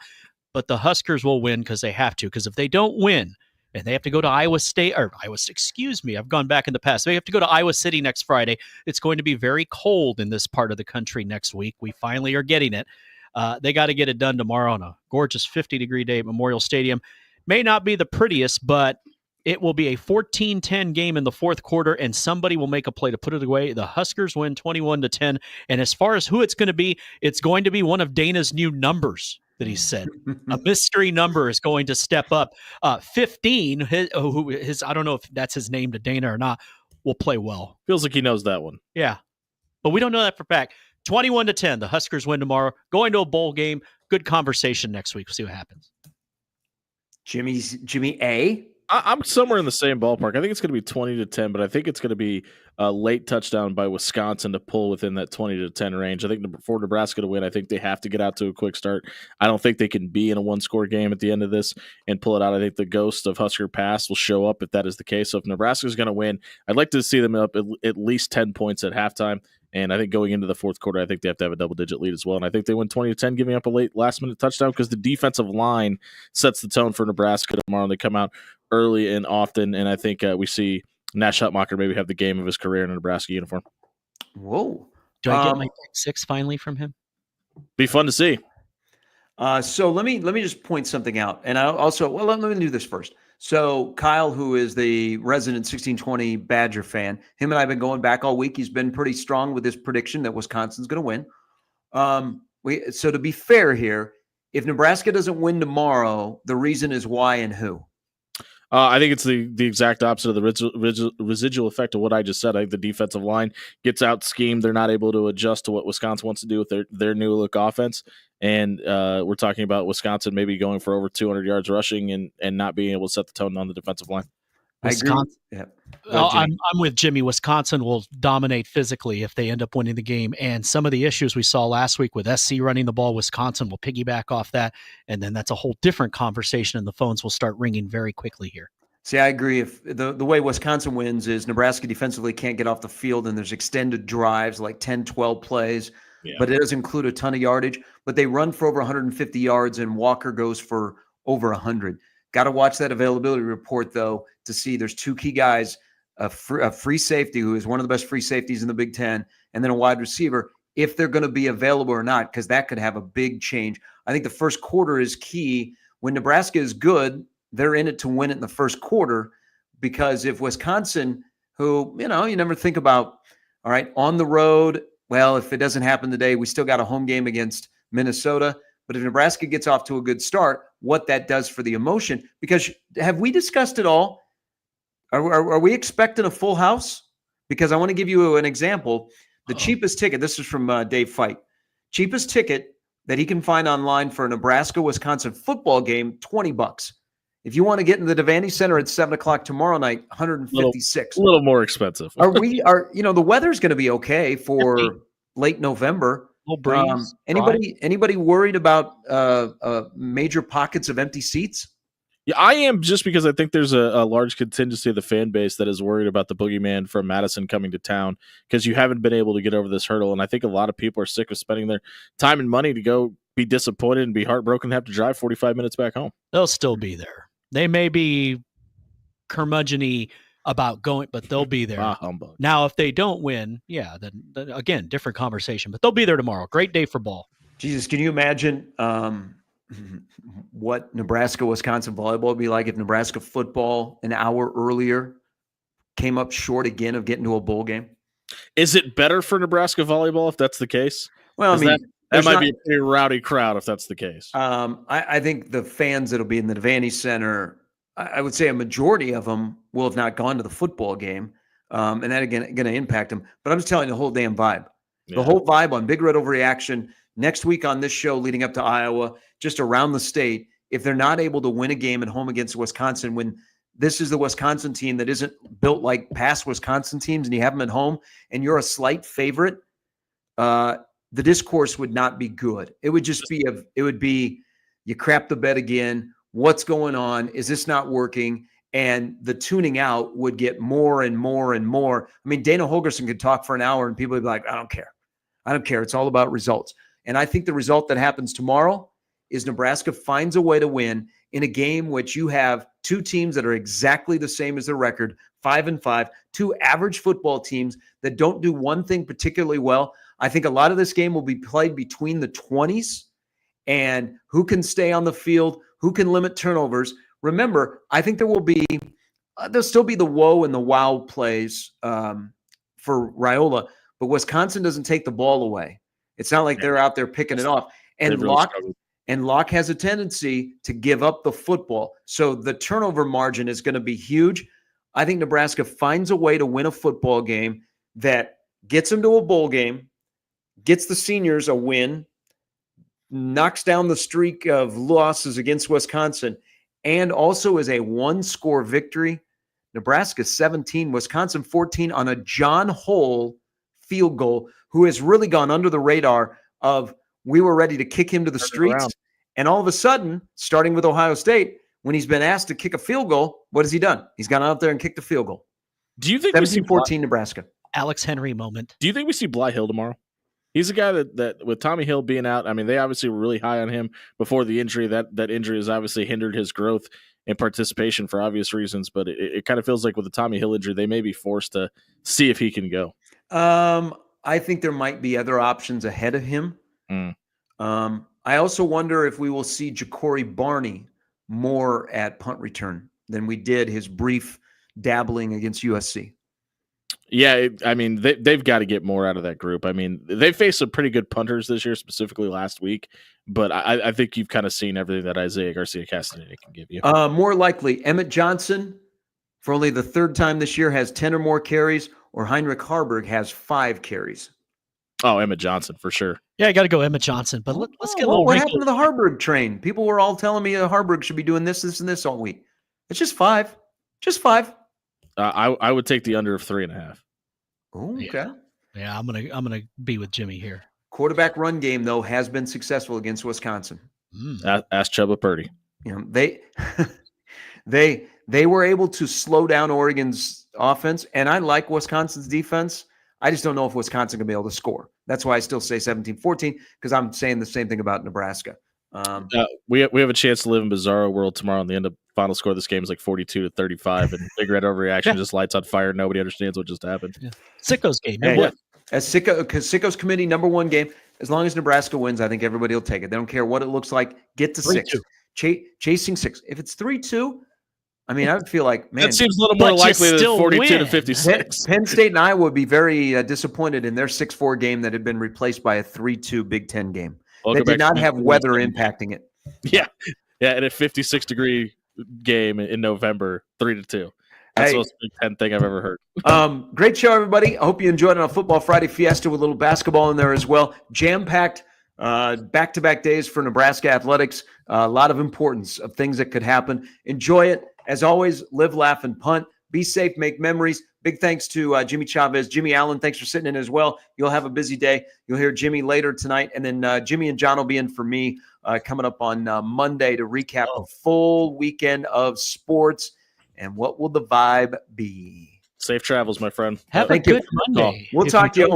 Omaha men's basketball is in Akron for a 4-team MTE. So that's where I'll be at all weekend. But, of course, you can get at me anytime you want. For Jimmy, I'm Gary. Connor Happer Show's coming up next. We'll talk to you on Monday on 1620 The Zone.